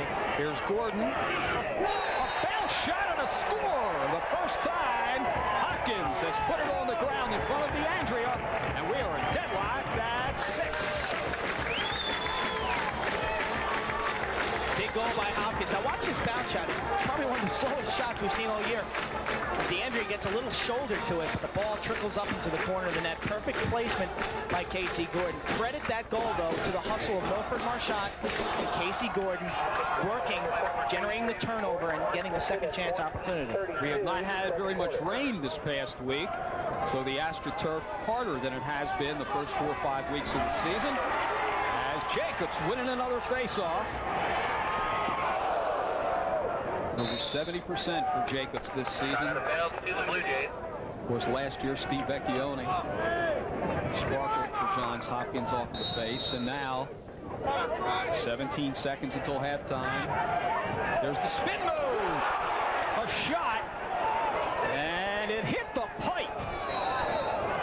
3 pipe shots in the last 5 minutes have done in the Blue Jays more than anything. And as we tick off the final seconds of this second quarter, only 10 seconds remaining. That was clearly a pipe shot. The players and coaches for Hopkins are arguing it.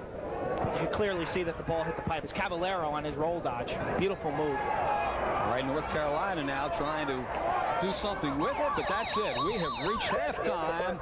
And we're back where we started. These two teams tied. Johns Hopkins University and the University of North Carolina out of the Atlantic Coast Conference, deadlocked at 6.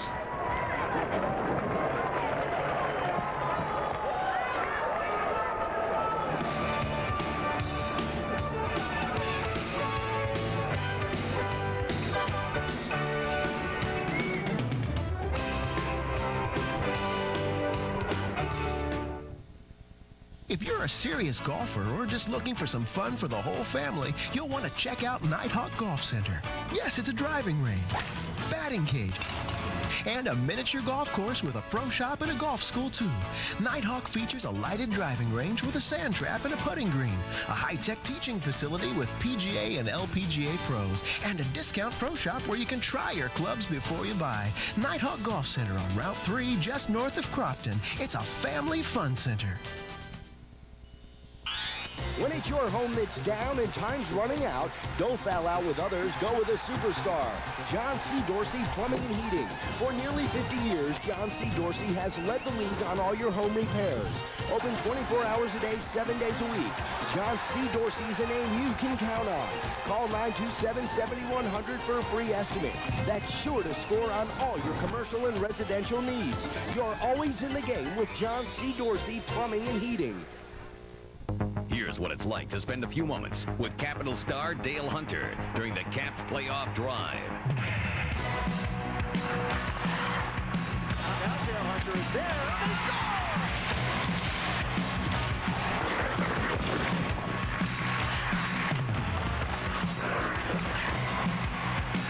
Now the Islanders face an entire game with Dale Hunter and the Capitals. Tuesday night at 7:30, only on HTS. Fair warning. A chance for the Bullets to play the fifth. Hot shot. Mark Bryce and Cleveland are fighting for playoff position.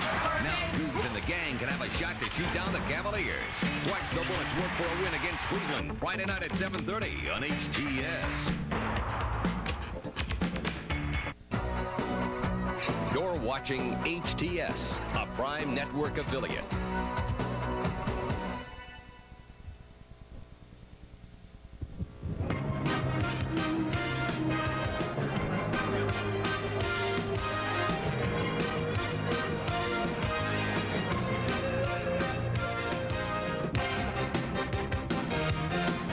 It's time now for Quint's Cues, brought to you by Lax World. Welcome back to Quint's Cues. Quint Kesnick here. Today we're going to take a look at some defensive checks that you'll see during the game after this word from our sponsor, Lax World.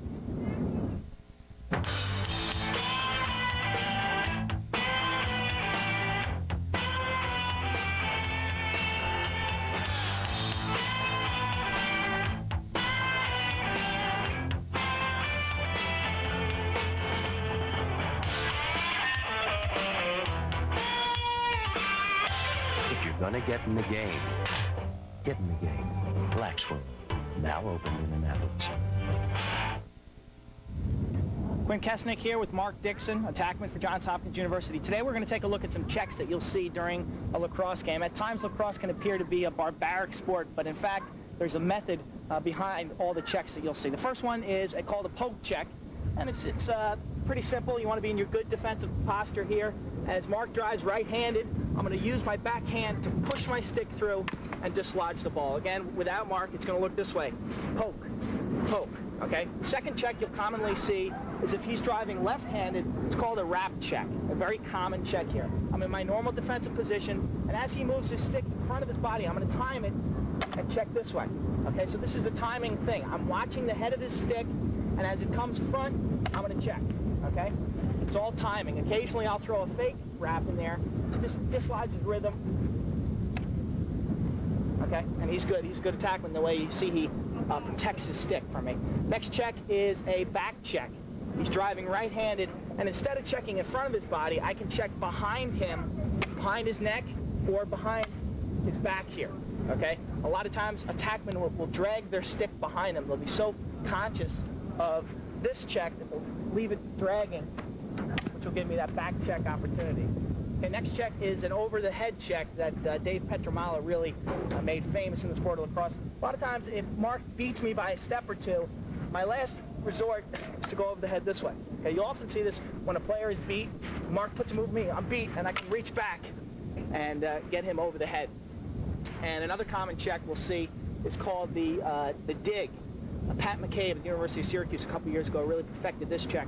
Mark's driving right-handed, and I'm going to time his stick as his butt end comes behind him. I'm going to dig this way. Okay? I'm coming from the front to the back this way, and the ball drops loose. Yeah, that's something that Pat McCabe at Syracuse, former All-American, perfected a couple years ago. Thanks, Mark. Good luck today. Thank you. We'll be back after these messages.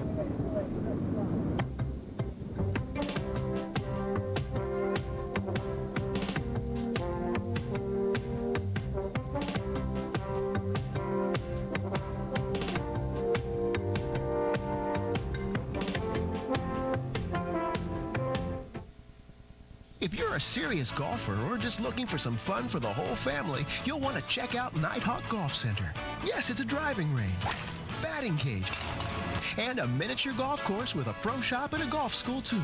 Nighthawk features a lighted driving range with a sand trap and a putting green, a high-tech teaching facility with PGA and LPGA pros, and a discount pro shop where you can try your clubs before you buy. Nighthawk Golf Center on Route 3, just north of Crofton. It's a family fun center. When it's your home that's down and time's running out, don't foul out with others, go with a superstar. John C. Dorsey Plumbing and Heating. For nearly 50 years, John C. Dorsey has led the league on all your home repairs. Open 24 hours a day, 7 days a week.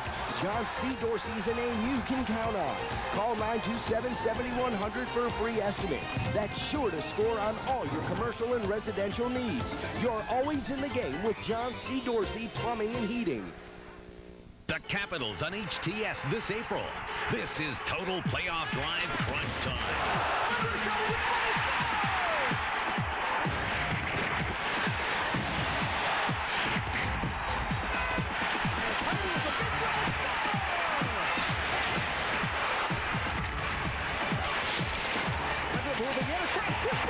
It's do or die for the Caps. All April long on HTS.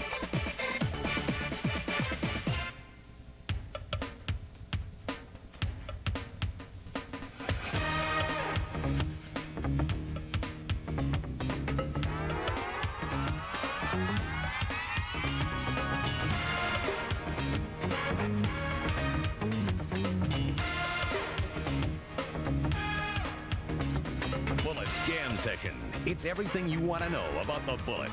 Monday nights at 7 on HTS.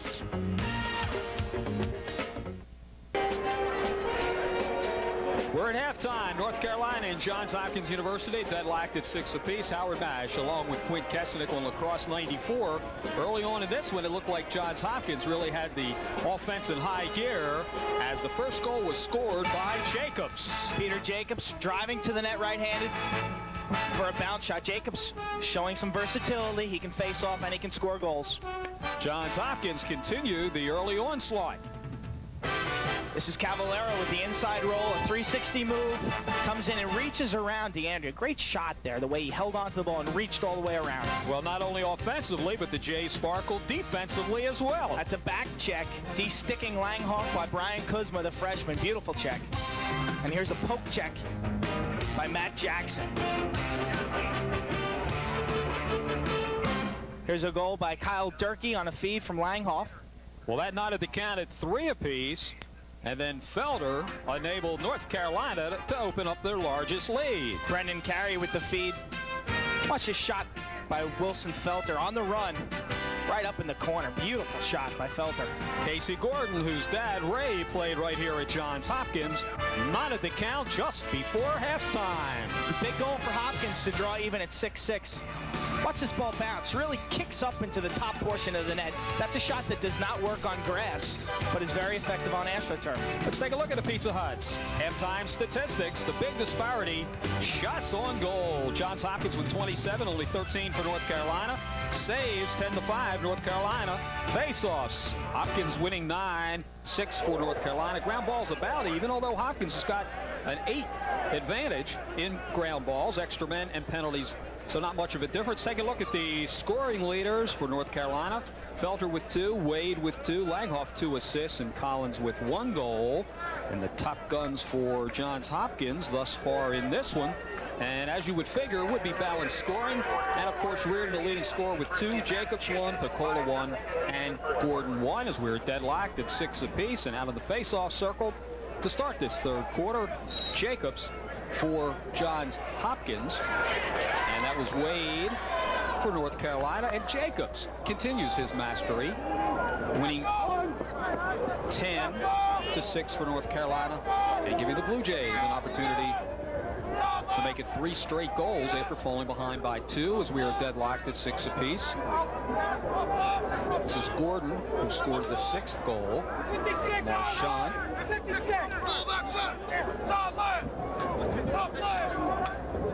Now Hopkins is looking to spread things out and open up the middle.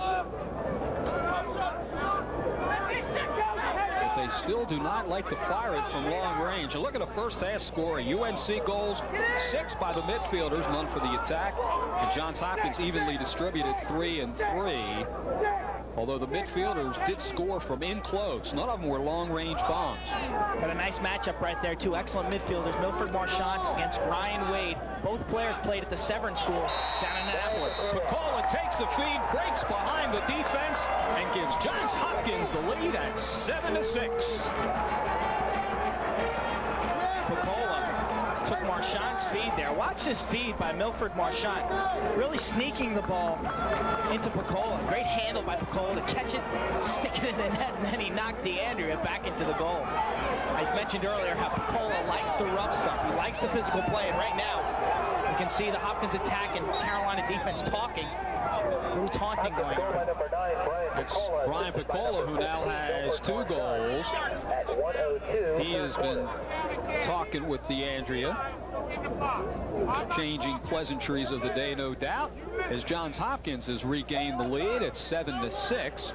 The Blue Jays bidding to win for the first time since 1989, and of course North Carolina is the team that knocked Hopkins out of the quarterfinals last year. Game played at Byrd Stadium. Final in that one was 16-10.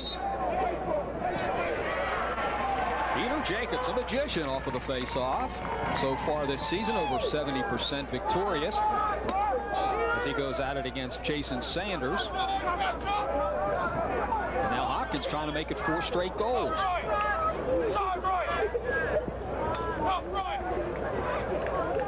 Caballero, who has a goal today, normally is stationed at a wing position. You see him out at the midfield. As a freshman, Evans takes the pass, number 28. See Picola is inverted out on top, and now Caballero. He loves the spin move. They like to clear the side.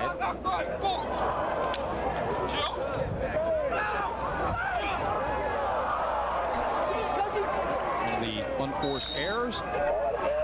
And North Carolina will go on the attack. To Robbie Russell there, assistant coach for North Carolina, specializing in the midfield play. Former Carolina midfielder himself in the mid-'80s, won a national title in 1986. A lot of congestion in front of Marcus, as you notice. This is Sanders. That time the double-teaming defense did the job. Cavallo and Jackson.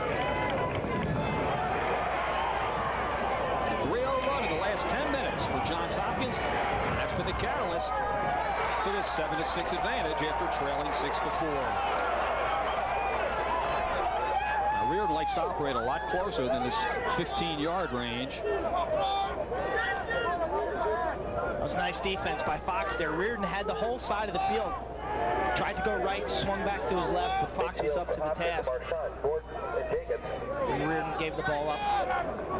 Gordon, Marchand, and Jacobs, the midfield out there now for Tony Seaman's Blue Jays. For Carolina, Sanders,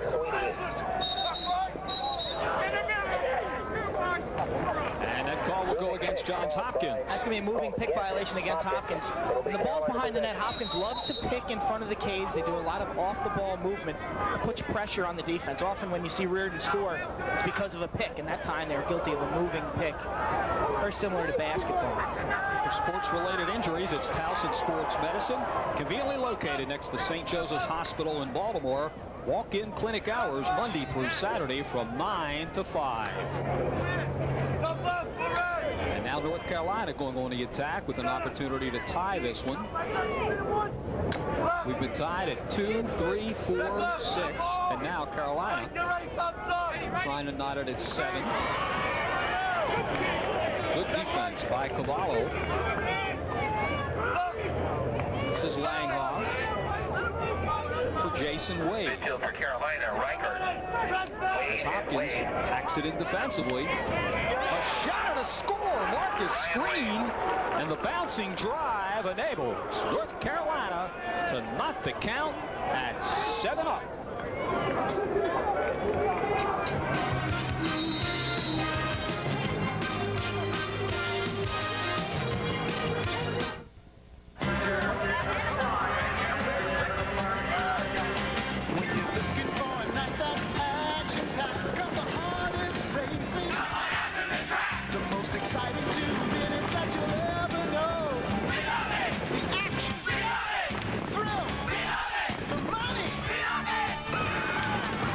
the best in harness racing at Rose Drop Raceway, where the welcome is warm and the action is hot. Post time 7:30 p.m.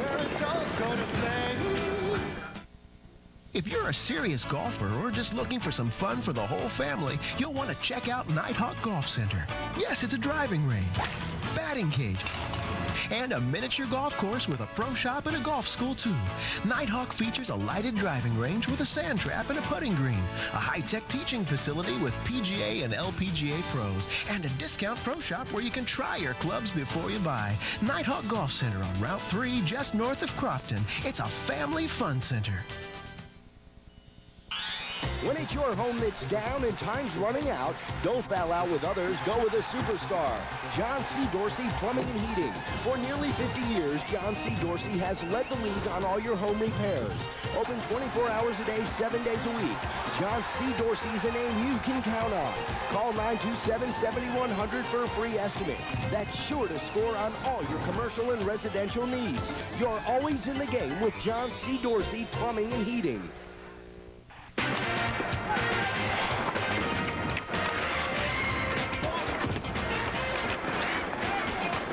Join HTS's Smokin' Al Koken for the Caps Report, 1/2 hour before every Caps game on HTS.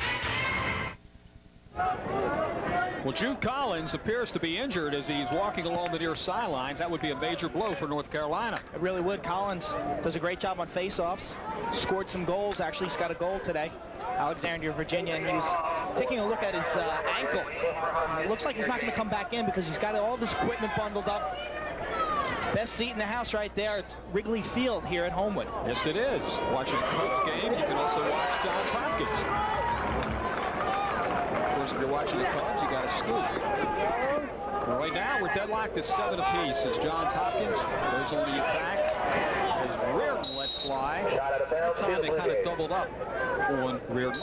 You have to slide quick to Reardon. You can see Terry favoring his ankle after that shot.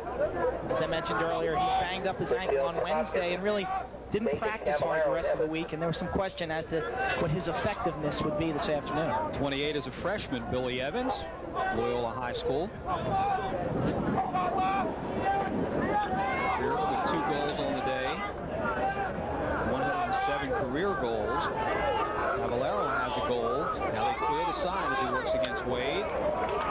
Oh, a tremendous drive made by Reardon. And the rebound, but quick reflexes by DeAndrea. Poor clear. What a save, DeAndrea, way out of the net. Hopkins with a lot of pressure right now. Let's watch the defense. DeAndrea, 3 big-time saves in a row there, robbing Marr from close range.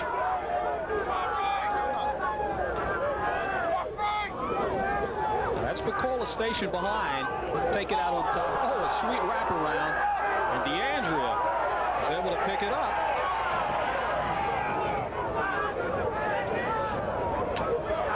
Kuzma, the freshman. Beautiful defensive check on that last dodge by Brian Bacola. There's Evans isolated on top with Sanders. That's a check where the defenseman uses the butt end of his stick to reach around the attacker. Bacola looked to field. Reardon slanting in. And a well-intended play is broken up. Now fast breaking. This is Sanders. The back feed to Wade. And a shot. And a score! Brendan Carey, Huntington, New York native, gives North Carolina an 8-7 lead.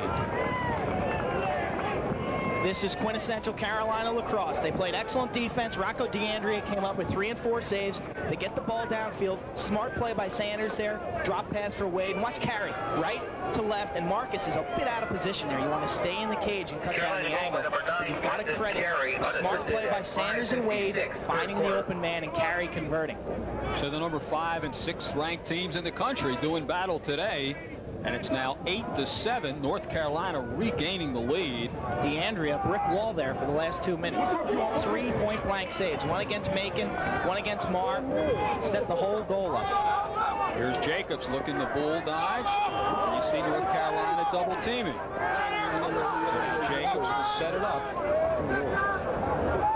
We always talk about the importance of goaltending, and I think that was a prime example of where a goaltender denied a goal, and then the team capitalized. It's a 2-goal differential. All right, here's Reardon, and another poke check. When you talk about Jacobs and Reardon, they're both at 6'5", 24 and 19 for Johns Hopkins as the defense makes the stick check.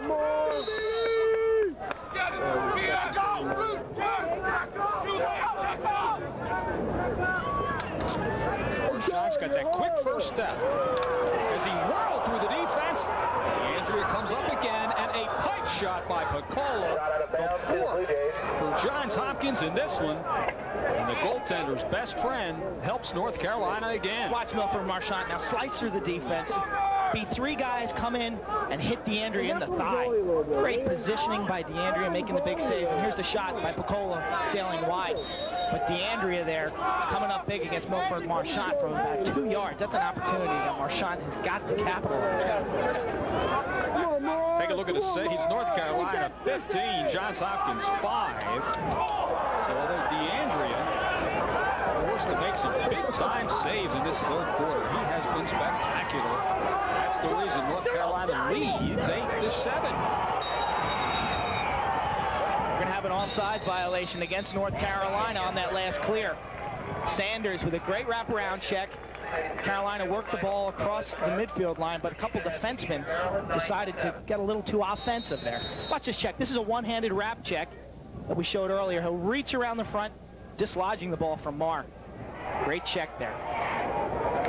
Caballero as the Jays go on the attack. Hey, come on, Reardon! Go, Jerry! This is Picola. Schreiber is on him defensively for North Carolina. David Marr. Evans. Doubled up, Caballero. Jays have an opportunity out on top. Just wide. One of the few long-range drives that Johns Hopkins has shot goalward today. Oh, what a fine wrap. John Fox, and we're going to get a call coming up. It's not going to be for the wrap. That was a beautiful over-the-head check. But then the ball dropped loose, and it's going to be a slash in the head, and that'll be a 1-minute foul. Beautiful check by Fox. Watch this. He sets it up and fakes it and goes over the back. He faked the wrap check and went over the head of Terry Reardon. And the slash came afterwards. How you doing? Dave Flarman has decided to call a timeout with North Carolina leading in this one 8-7 over Johns Hopkins. A friendly warning about the ultimate meat combo pizza from Pizza Hut. You know, this pizza changed my life. A meat taste so big, everything else will seem small. I used to love a thick, juicy steak.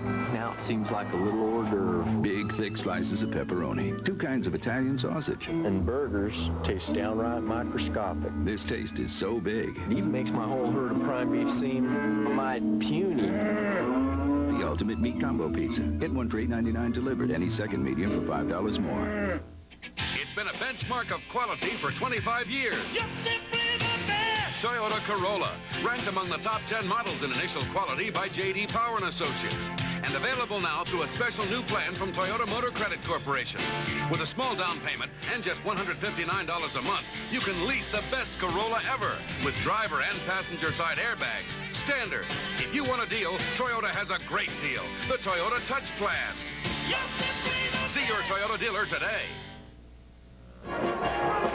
6:53 left in the third quarter. Howard Mash along with Quint Kesenick on Lacrosse 94 with North Carolina leading in this one 8-7. Part of the crowd here enjoying some real beautiful weather in Baltimore. Opening day for the Orioles right around the corner. See some of the high rises as Johns Hopkins looks to get the equalizer following the timeout called by Dave Klarman of North Carolina. Hopkins up a man now for 1 minute because of that slash. Evans. So that's twice in a row Johns Hopkins has fired it from long range. Perhaps that will loosen up the North Carolina defense. There's Caballero as he's shut off. Grand ball, so very important.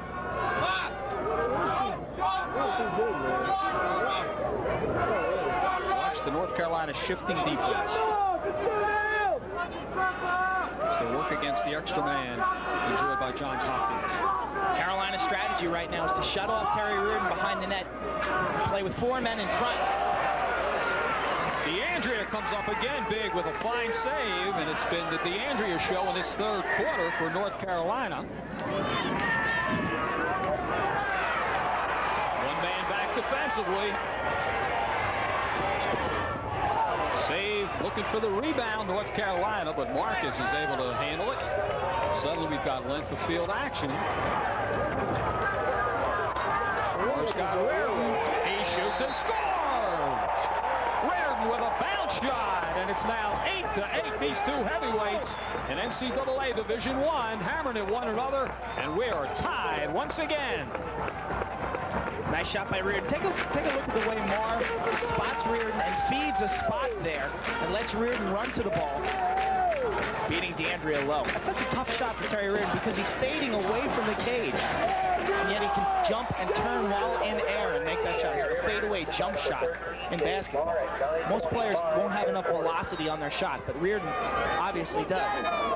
So the hat trick for Terry Reardon. More importantly, it's brought Johns Hopkins even with the Tar Heels. The freshman Kruger chasing it down. Number 40 for Hopkins is Warner Kruger. 5'7", 165, out of Columbia, Maryland. It's Dave Klarman, head coach of the University of North Carolina, who in his first year as head coach took Carolina to a national title. 1991, defeated Towson State up at the Carrier Dome in Syracuse. Fans watching this one on the New England Sports Network, Empire State Network, Home Team Sports, and Sports South, and over the Atlanta Braves.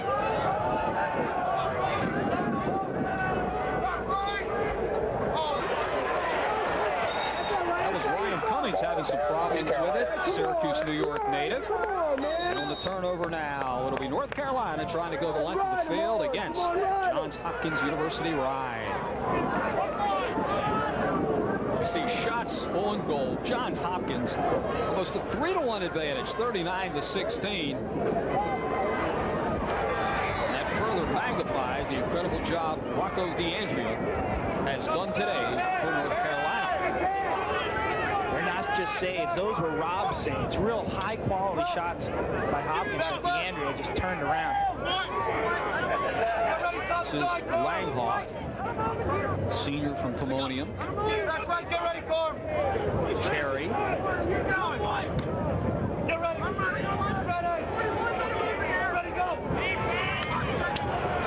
Jason Wade.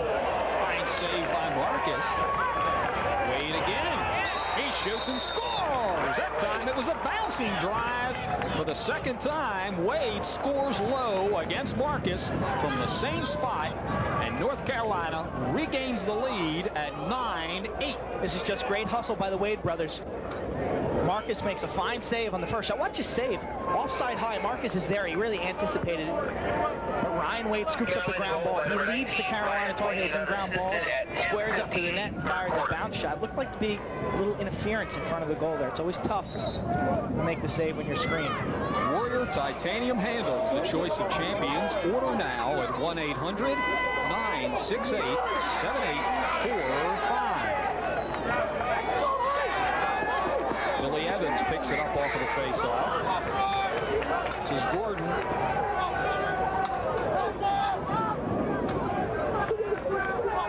And Milford Marchant.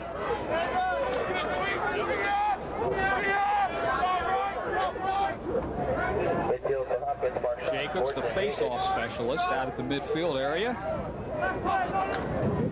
It's a little like Rod Hundley, who played here in the late 70s. Canadian midfielder, had the big shot from out on top, from 15-yard range. Jacobs with a shot and a score! Fine play by Jacobs, showing some quickness. 6'5", 200-pounder brings Johns Hopkins even at 9. Peter Jacobs, a right-handed player, switching to his left. Now watch the accuracy on this shot, right in the corner. It's a tough save by the goaltender. His only chance there is to get a foot on it. Here's the other angle, the wide angle. Beautiful shot by Jacobs. Not the fastest shot, but really well placed. It's tough as a goaltender to make that save when you're moving to your right, come all the way back to your left to make that save. Perfect placement. So Wilfred Marchand out there on the face-off for Johns Hopkins. Going at it against Wade.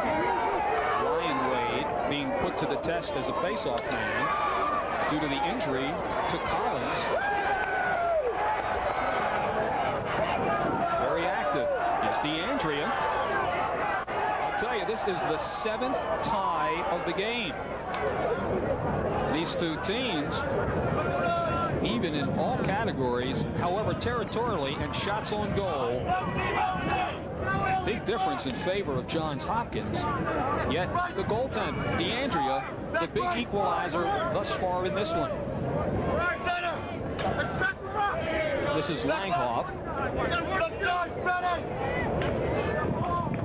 Jason Wade. Now Carolina spreading it out. See how the middle is left open. So you look for North Carolina to have some cutters, and that's exactly what Langhoff looked to do, to feed somebody. But it was checked by Kuzma. Hopkins now switching into their zone defense. You can hear Marcus calling out black. That's the term they use for zone. You can also hear him calling out the location of the ball. Top right, side right, back right. Midfield for Carolina, Wade. Hopkins with a freshman defender, Kruger, standing just off of the right side of Marcus as you watch.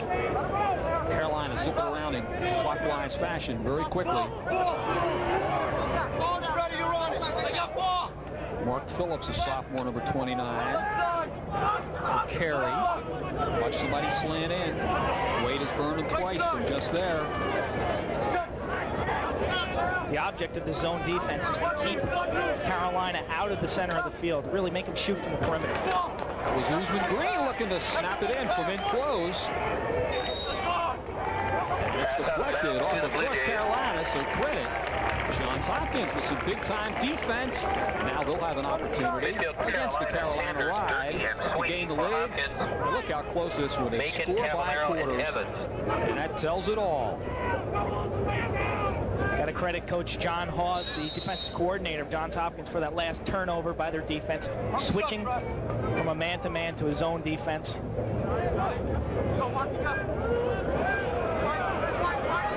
Johns Hopkins showing vast improvement on their clear, as we just saw.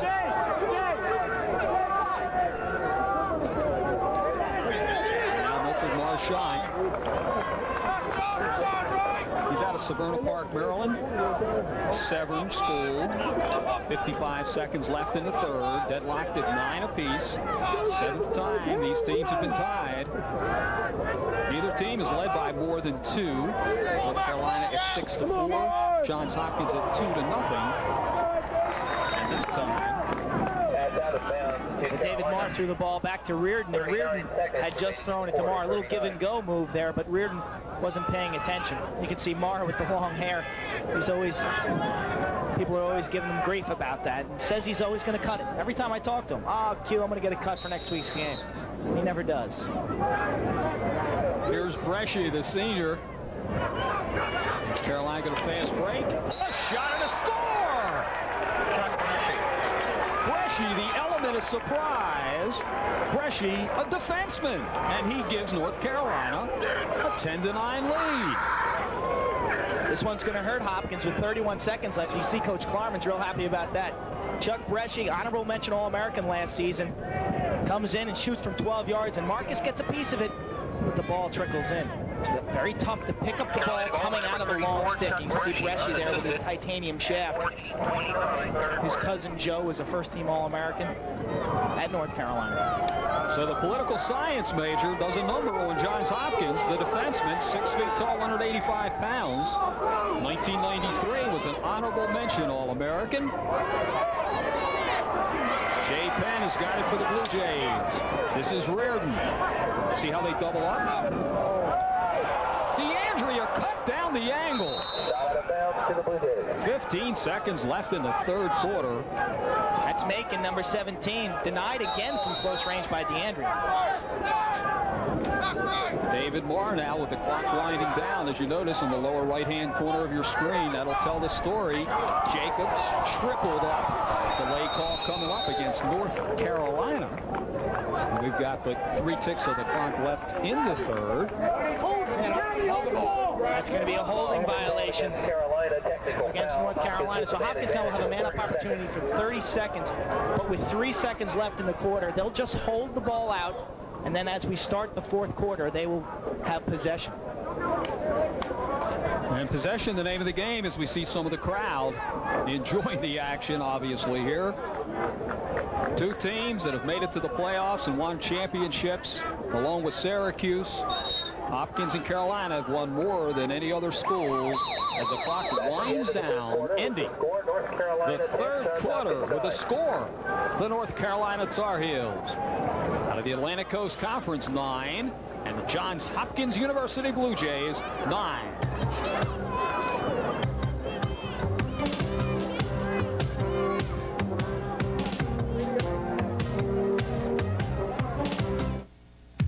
Gentlemen, your opponent was hot and cold this half, but that was just an appetizer. The next half is for the whole enchilada. I'll stake my reputation on it. You need to cut them up and eat them alive. Middies, you should be licking your chops. You're bigger than these shrimp. The attack has got to feed the middies. Defense, poke them in the ribs, carve them up like a piece of meat. They're chicken. Okay, here they come. Pass it around. That's the way to go. Come on, guys. Now you're doing a great job. Cut it up. Slice it up. Put a fork in them. They're done. The 1994 NCAA Women's Lacrosse Championships and the NCAA Men's Lacrosse Championships both return to Byrd Stadium at the University of Maryland. For tickets to the women's games, May 21st and 22nd, and the men's games, May 28th through 30th, call 1-800-462-8377. That's 1-800-462-8377. Whether you're a serious athlete or a weekend warrior, Towson Sports Medicine Center is the place for you to go for all your sports injuries. Located in Baltimore's finest orthopedic and sports medicine facility, Towson Sports Medicine is staffed with Baltimore's most experienced orthopedic group, providing services in the clinic and on the playing field. Therapists and trainers are available to provide a wide variety of treatments, including the state-of-the-art therapy pool. For information about walk-in clinic hours or for an appointment, call 337-8847. Towson Sports Medicine Center will treat you like a pro.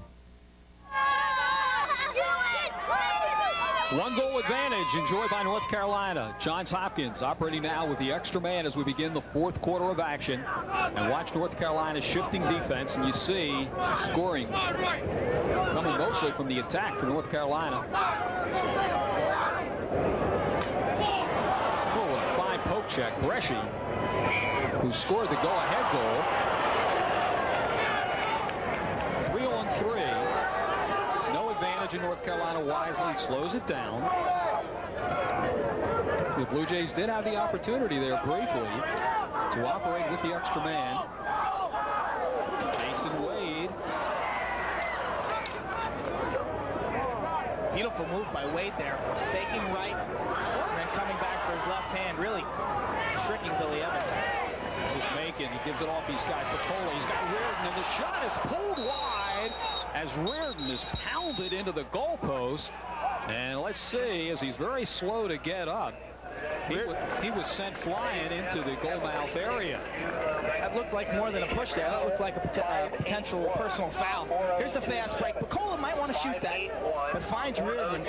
Reardon, you don't see him miss many of those. 107 career goals. See, that check from behind was very close. This is Bresci. Notice the bounce feed. Durkee. Fast breaking on a 4-on-4. Now it's a 5-on-4. Here's Carey. And North Carolina will have possession. You can see the speed of Kyle Durkee on that last clear for Carolina, creating the fast break. That's the type of game you don't want to play when you're playing the Tar Heels. Generally, they're faster. Just love to run and gun. Rob Tobin has got it. Number 32 for North Carolina. Tobin is a sophomore out of Annapolis, Maryland. Seeing one of his infrequent shifts. 1-goal advantage. Let's see if he tries to set up Kuzma. That was intended for Tobin. Caballero doing a fine defensive job as he screened Tobin. And as the ball is thrown away, it'll be Johns Hopkins now going on the attack against the North Carolina ride. Take a look at Brendan Carey here with the left-handed drive. He'll miss the net. Marcus right there, though. Marcus wearing a little wrap on his knee. That's from a turf burn you get on artificial turf. Another bounce pass employed by Johns Hopkins is Culver. Huntington, New York native. He's bidding to tie for the 8th time in this one. We're deadlocked at 9, and then Bresci put it in toward the tail end of the 3rd quarter to make it 10-9, and that's where we are right now. Hopkins forced to play catch-up. Both teams have led by 2. Johns Hopkins at 2-0, and North Carolina at 6-4. Gordon look for somebody slanting in. It's good defense. Johnny Fox, a freshman, he had Picola tied up. Excellent stick work there. That's why defensemen use the long stick. Gives them a buffer zone to cover their man. You can see the way he poked Picola as he shot. Now here's Gordon. They're looking to screen DeAndrea. A lot of congestion in front of DeAndrea. See how they pack it in defensively? Look for the bull. Now with Mershot, you'll look for somebody slanting in. Jacobs. It's one of the few bounce shots. Jacobs likes to line it toward the goal. But Hopkins the closest to it, and they'll maintain possession. Out on top. See that stick check by Bresci. Big time defense by the Baltimore native Bresci playing in his home state. As River deflected it into the stands. That's a good call by the official. Fox caught the ball, turned upfield to make the pass, and the ball deflected off of Terry Reardon's stick. So Carolina set to clear. Take a look at the saves. North Carolina with 16. Johns Hopkins with 9. Count the tremendous saves by DeAndrea, along with the pipe shots. At least 4 so far for Johns Hopkins in this one. But it's North Carolina with the lead in the ball. This is Ryan Wade. To Jason Wade. And now Carey plays it back. Wade has scored twice on bouncing shots from head-on at about 15 yards. That's a freshman on him right now, Kruger, as we watch the action. This is not the matchup that Hopkins wants. They've got to help out Kruger here. Ryan Wade, perhaps the best offensive midfielder in the country, definitely has an advantage over Kruger. Now the middle is open. You see defensemen coming in, double teaming. Pressman deflects. One of the few behind the back shots we've seen in this one. It was a good time for it, though. Brendan Carey didn't have much of an angle, and as he took the stick behind his head, I think that increased his angle. So North Carolina with some pressure here with 10:46 left in regulation time, and North Carolina enjoying a 10-9 lead. This is a stage in a game where Carolina's depth can become apparent. They've been rotating midfielders into this game. Coach Klarman likes to play a lot of players in late stages of the 4th quarter. That can pay dividends. Carolina spread out. The defense. Look for man slanting in. Missed connections. And now Kruger. Kruger avoids a check.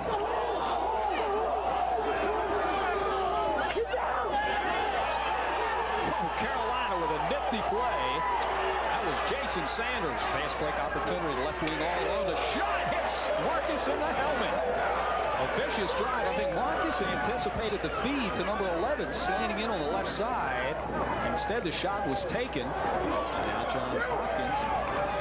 Kuzma avoiding the wraparound. Kuzma, the defenseman. The defenseman scored for North Carolina. But now we have a whistle. And Picola stepped in the goal mouth, and it'll turn back to North Carolina. That's a tough foul right there. Hopkins plays excellent defense for about 2 minutes. They clear the ball up the field. And to have an attacking step in the crease where the ball is about 20 yards outside of the box. That's a tough foul. That'll drive coaches crazy. DeAndrea. Scott Polke's got it. Durkee, who has scored that quick step, loves to go off to the left side. That's how he scored his goal.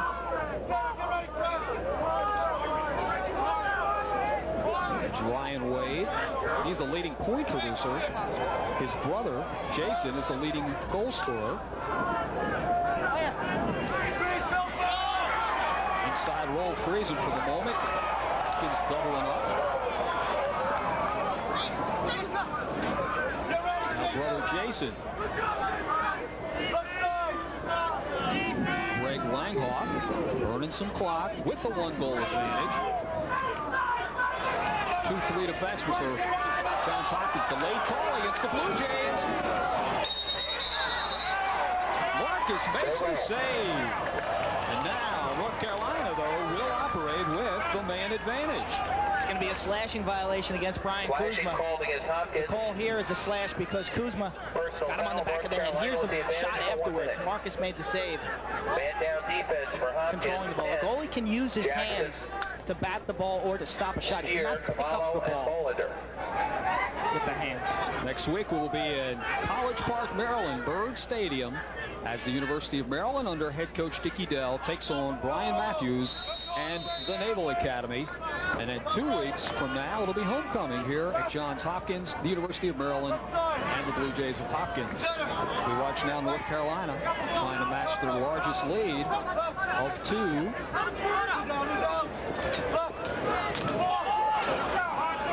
Good defense by Steer, number 12. Carolina's always had a very potent man-up unit. They've just got so many athletes. As a goaltender, you look right, you look left, and they're great players surrounding the cage. Watch Carolina whip it around. That's the same way Wade has scored twice. Low shot, perhaps triggered from about 5 yards longer than the shot that he scored on. Guzman Green has yet to fire long range, and he burned Hopkins last year 3 times. So Johns Hopkins put to the test defensively, comes up big, and it's still a 1-goal advantage for North Carolina with 7:47 left in the 4th quarter. Winner of the Juvenile Diabetes Foundation 50/50 raffle, sponsored by The Blue Jays now are forced to clear. They're still down a man here, so Carolina will try to match man for man and make it difficult for them to clear.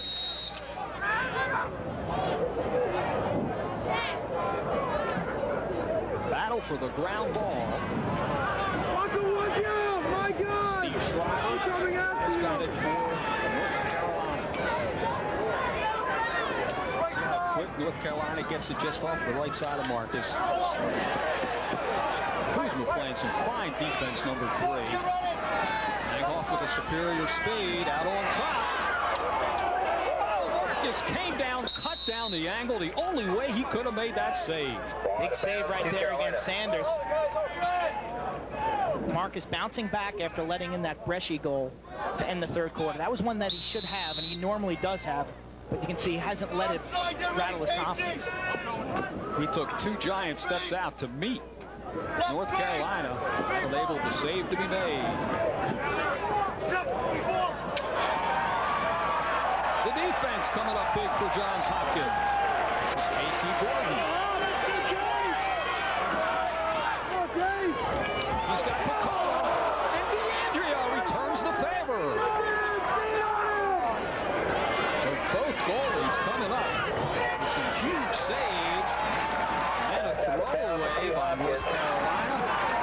Hopkins, with 6:41 left in the 4th, are still down by 1. Both goalies now doing a great job. That was DeAndrea. Watch this save. This is Brian Picola on the backdoor cut. DeAndrea comes out, cuts down the angle, and goes stick on stick. As a goaltender there, you want to match the head of your goal stick, which is a lot larger, to the head of the offensive player's stick. This is Billy Evans, number 28, a midfielder. So the political science major will put the ball in play for Johns Hopkins against Wade. This is Jason Wade, number 43, the leading goal producer for Carolina, being forced to play defense.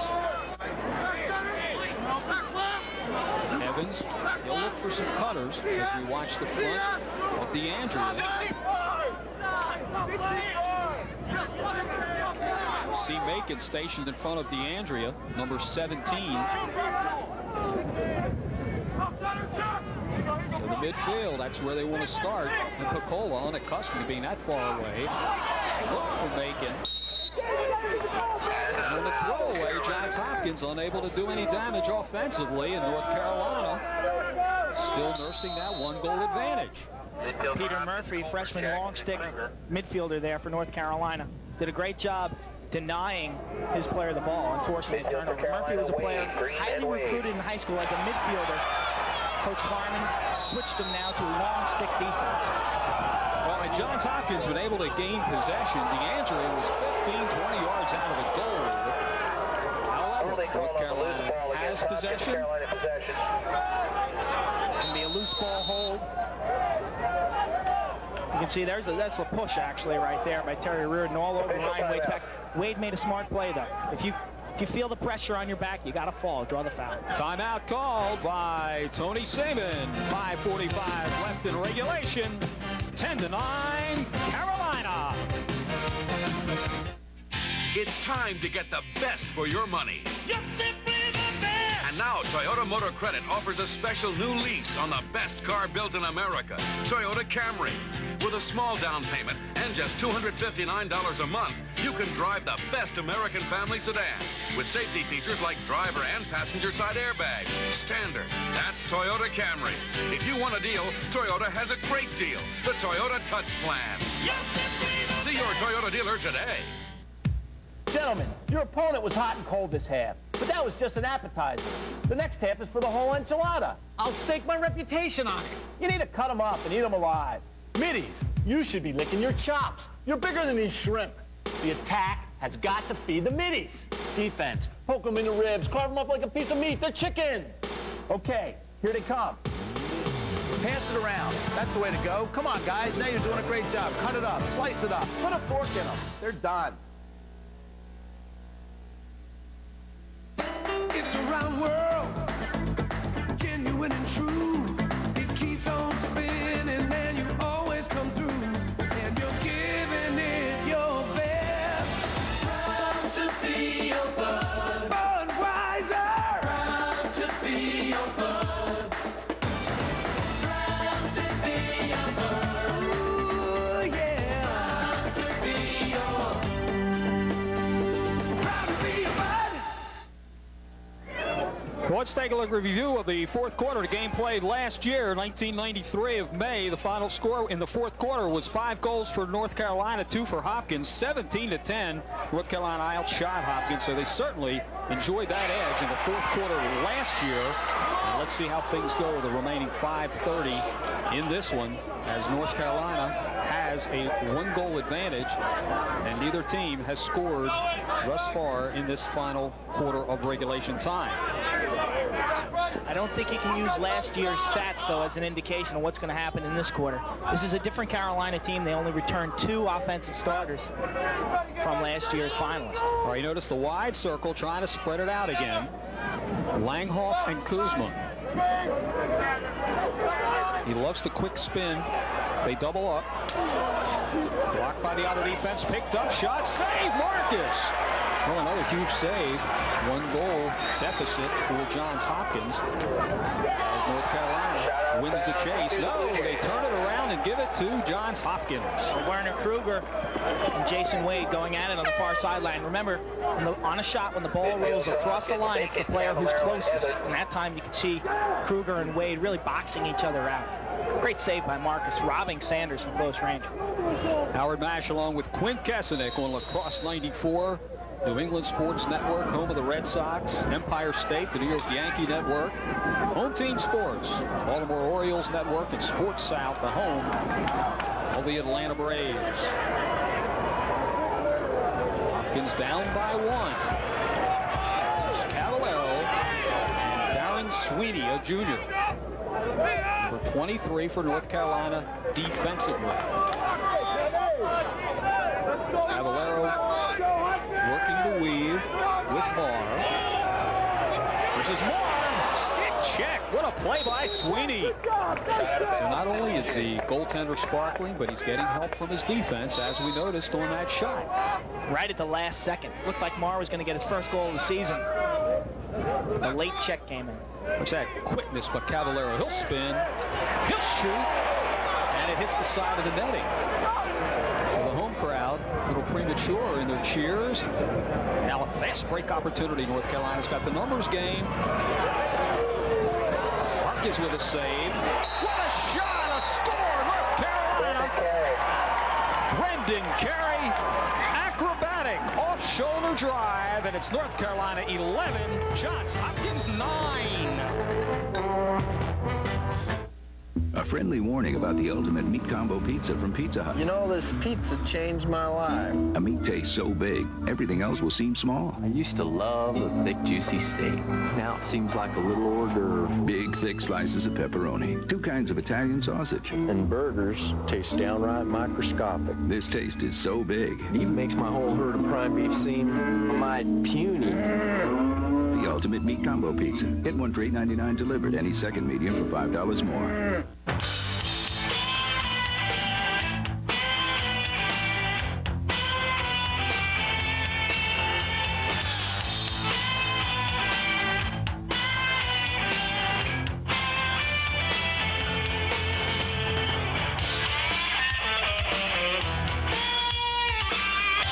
If you're gonna get in the game, get in the game.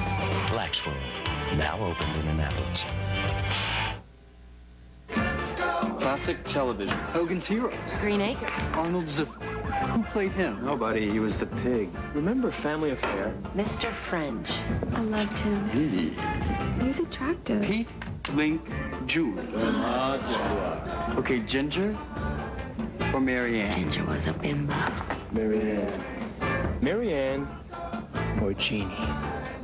Beechwood aged Budweiser. Jeannie. Crisp, clean, classic. Well, let's take a look at the 11th goal for North Carolina. An off-shoulder drive. Kyle Durkee with the shot. Marcus makes the save with the rebound. Scoots out front, and Carey just picks it up, flings it over his shoulder into the net. A garbage goal, but they all count. Huntington, New York, the hometown of Brendan Carey. The business administration major gives North Carolina a 2-goal lead. And Ryan Wade, a local product here out of Baltimore, enables North Carolina to gain all-important possession as the clock, very much a factor. This is the largest lead, matches the largest lead that North Carolina has had. The last time they led by 2 was way back at 6-4 in the second quarter. It's now 11-9 with 3:04 and counting. So we'll take a look now at Johns Hopkins defense. This is Usman Green against Jacobs. Hopkins going to have to step out, try to take the ball away from Carolina. I'm sure Coach Carmen has told his team just to hold it out and kill some clock here. We can anticipate Jonathan Marcus, if they get in close off the left and right side, to double up. Reed and Jacobs out on top. Shot. Jacobs comes up big. Shot out of bounds. Brendan Carey, the hero, with the 11th goal, nearly did it again. That would have iced it right there. But Carey missed the net from right in front. This is the Johns Hopkins clear. We're watching Jason Pressman, a New Jersey native. It's Carey creating problems. Timmy Colbert against Jason Sanders. Reardon, who has some goals so far today, a pair. John Fox is on him. Now they'll clear the side. Hat trick thus far for Reardon, who has 3 goals. Look at that Carolina defense. They're going to have to fire long range. There's the face by Marchand, but Sanders doubles up. Forced drive, and DeAndrea with the easiest save of the game for the Tar Heels. This is Wade in transition with 1:28 and counting.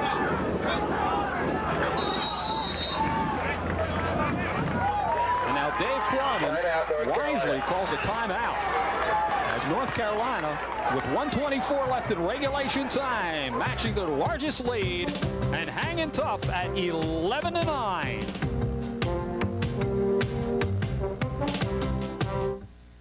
A friendly warning about the ultimate meat combo pizza from Pizza Hut. You know, this pizza changed my life. A meat tastes so big, everything else will seem small. I used to love a thick, juicy steak. Now it seems like a little hors d'oeuvre. Big, thick slices of pepperoni. 2 kinds of Italian sausage. And burgers taste downright microscopic. This taste is so big. It even makes my whole herd of prime beef seem mighty puny. The ultimate meat combo pizza. Get one for $8.99 delivered. Any second medium for $5 more. They're always working on something new. That's why everyone who's serious about lacrosse plays with Sticks equipment. My mother uses a stick. With Sticks, you'll score more goals. Probably 1,000, 100,000, million. The people at Sticks know the sport. They're lacrosse players. Lacrosse players? I think my brother Paul works at Sticks. Every goal we scored was Sticks. Sure do. Can't say any more about it. Let's take a look at an unusual occurrence as Pete Murphy and Chuck Bresci meet off of the left side. You can see right there, Murphy gets his stick caught in Bresci's face mask, and I think Bresci thought that it was a Hopkins stick, the way he turned around there and was so angry about it. That's Coach John Hawes, defensive coordinator for Hopkins. Right now, they've got to take some chances. They've got to double up and try to generate a turnover here with 1:24 left. That's Pressman defensively. And his wrap temporarily creates a loose ball situation. Johns Hopkins picks up the all-important possession. 1:09 remaining. Hopkins needs 2 to send this one into overtime. So you got to look for 2 quick passes. They really don't have the luxury to spin it around the netminder, DeAndrea, as we have less than a minute left in this one. And now Tony Seaman has called a timeout, obviously, to take advantage of this all-important possession. And offensively, Quint, what do you think he's telling his team right now? You got to get the ball to your go-to guys, Reardon or Picola. Marchant, maybe, if you want to dodge from up top. The question really is Carolina going to come out in a man-to-man defense, or are they going to come out in a zone defense? And I think offensively, you've got to react to that, because you'd have a different play to attack a zone than you would to attack a man-to-man. Of course, Hopkins hasn't fired long range as we watch. Johns Hopkins with 7 titles, Syracuse 5, and North Carolina 4. This trio of dominant forces in the game of lacrosse. And, of course, North Carolina and Hopkins. You talk about man-to-man or zone. Now, Johns Hopkins hasn't been firing from long range, so perhaps you'll look for North Carolina to pack it in, not caring whether, in fact, Carolina is able to stop the long-range bomb. Yes, that's probably what's going to happen. They have a hot goaltender right now. I think they'll pack it in tight around him. Rocco DeAndrea's had such a great game. And give Hopkins the outside shot. The shot coming from 15 yards. That's one that a goaltender theoretically should save. So it's not an impossible task that Johns Hopkins is confronted with. 2 goals in 50 seconds, especially with the face-off artistry of Peter Jacobs. So they have a good opportunity to perhaps gain possession. But the first test, of course, is to beat DeAndrea and score the 10th goal. And here's Reardon with 3. Look at the bull. He'll go to the goal and fire it wide. Good try, Gary! You got it, Gary! You got it!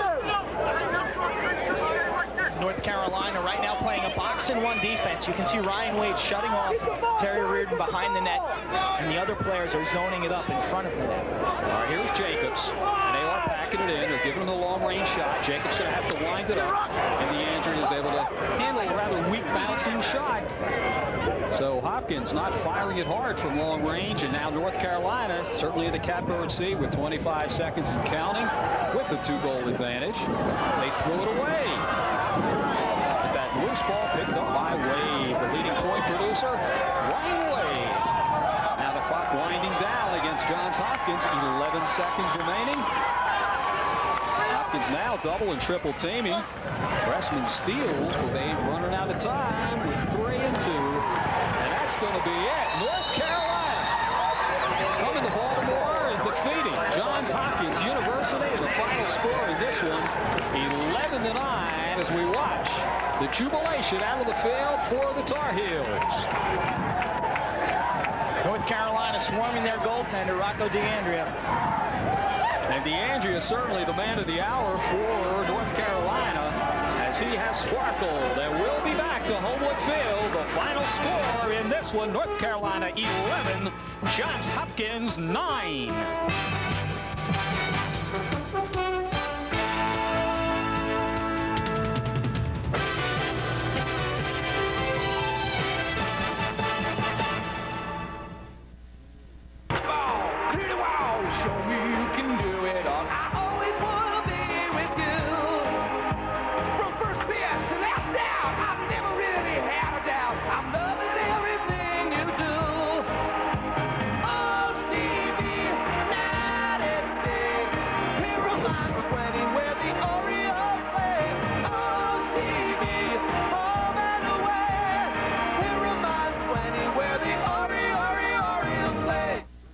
What can incredible inventions do for you?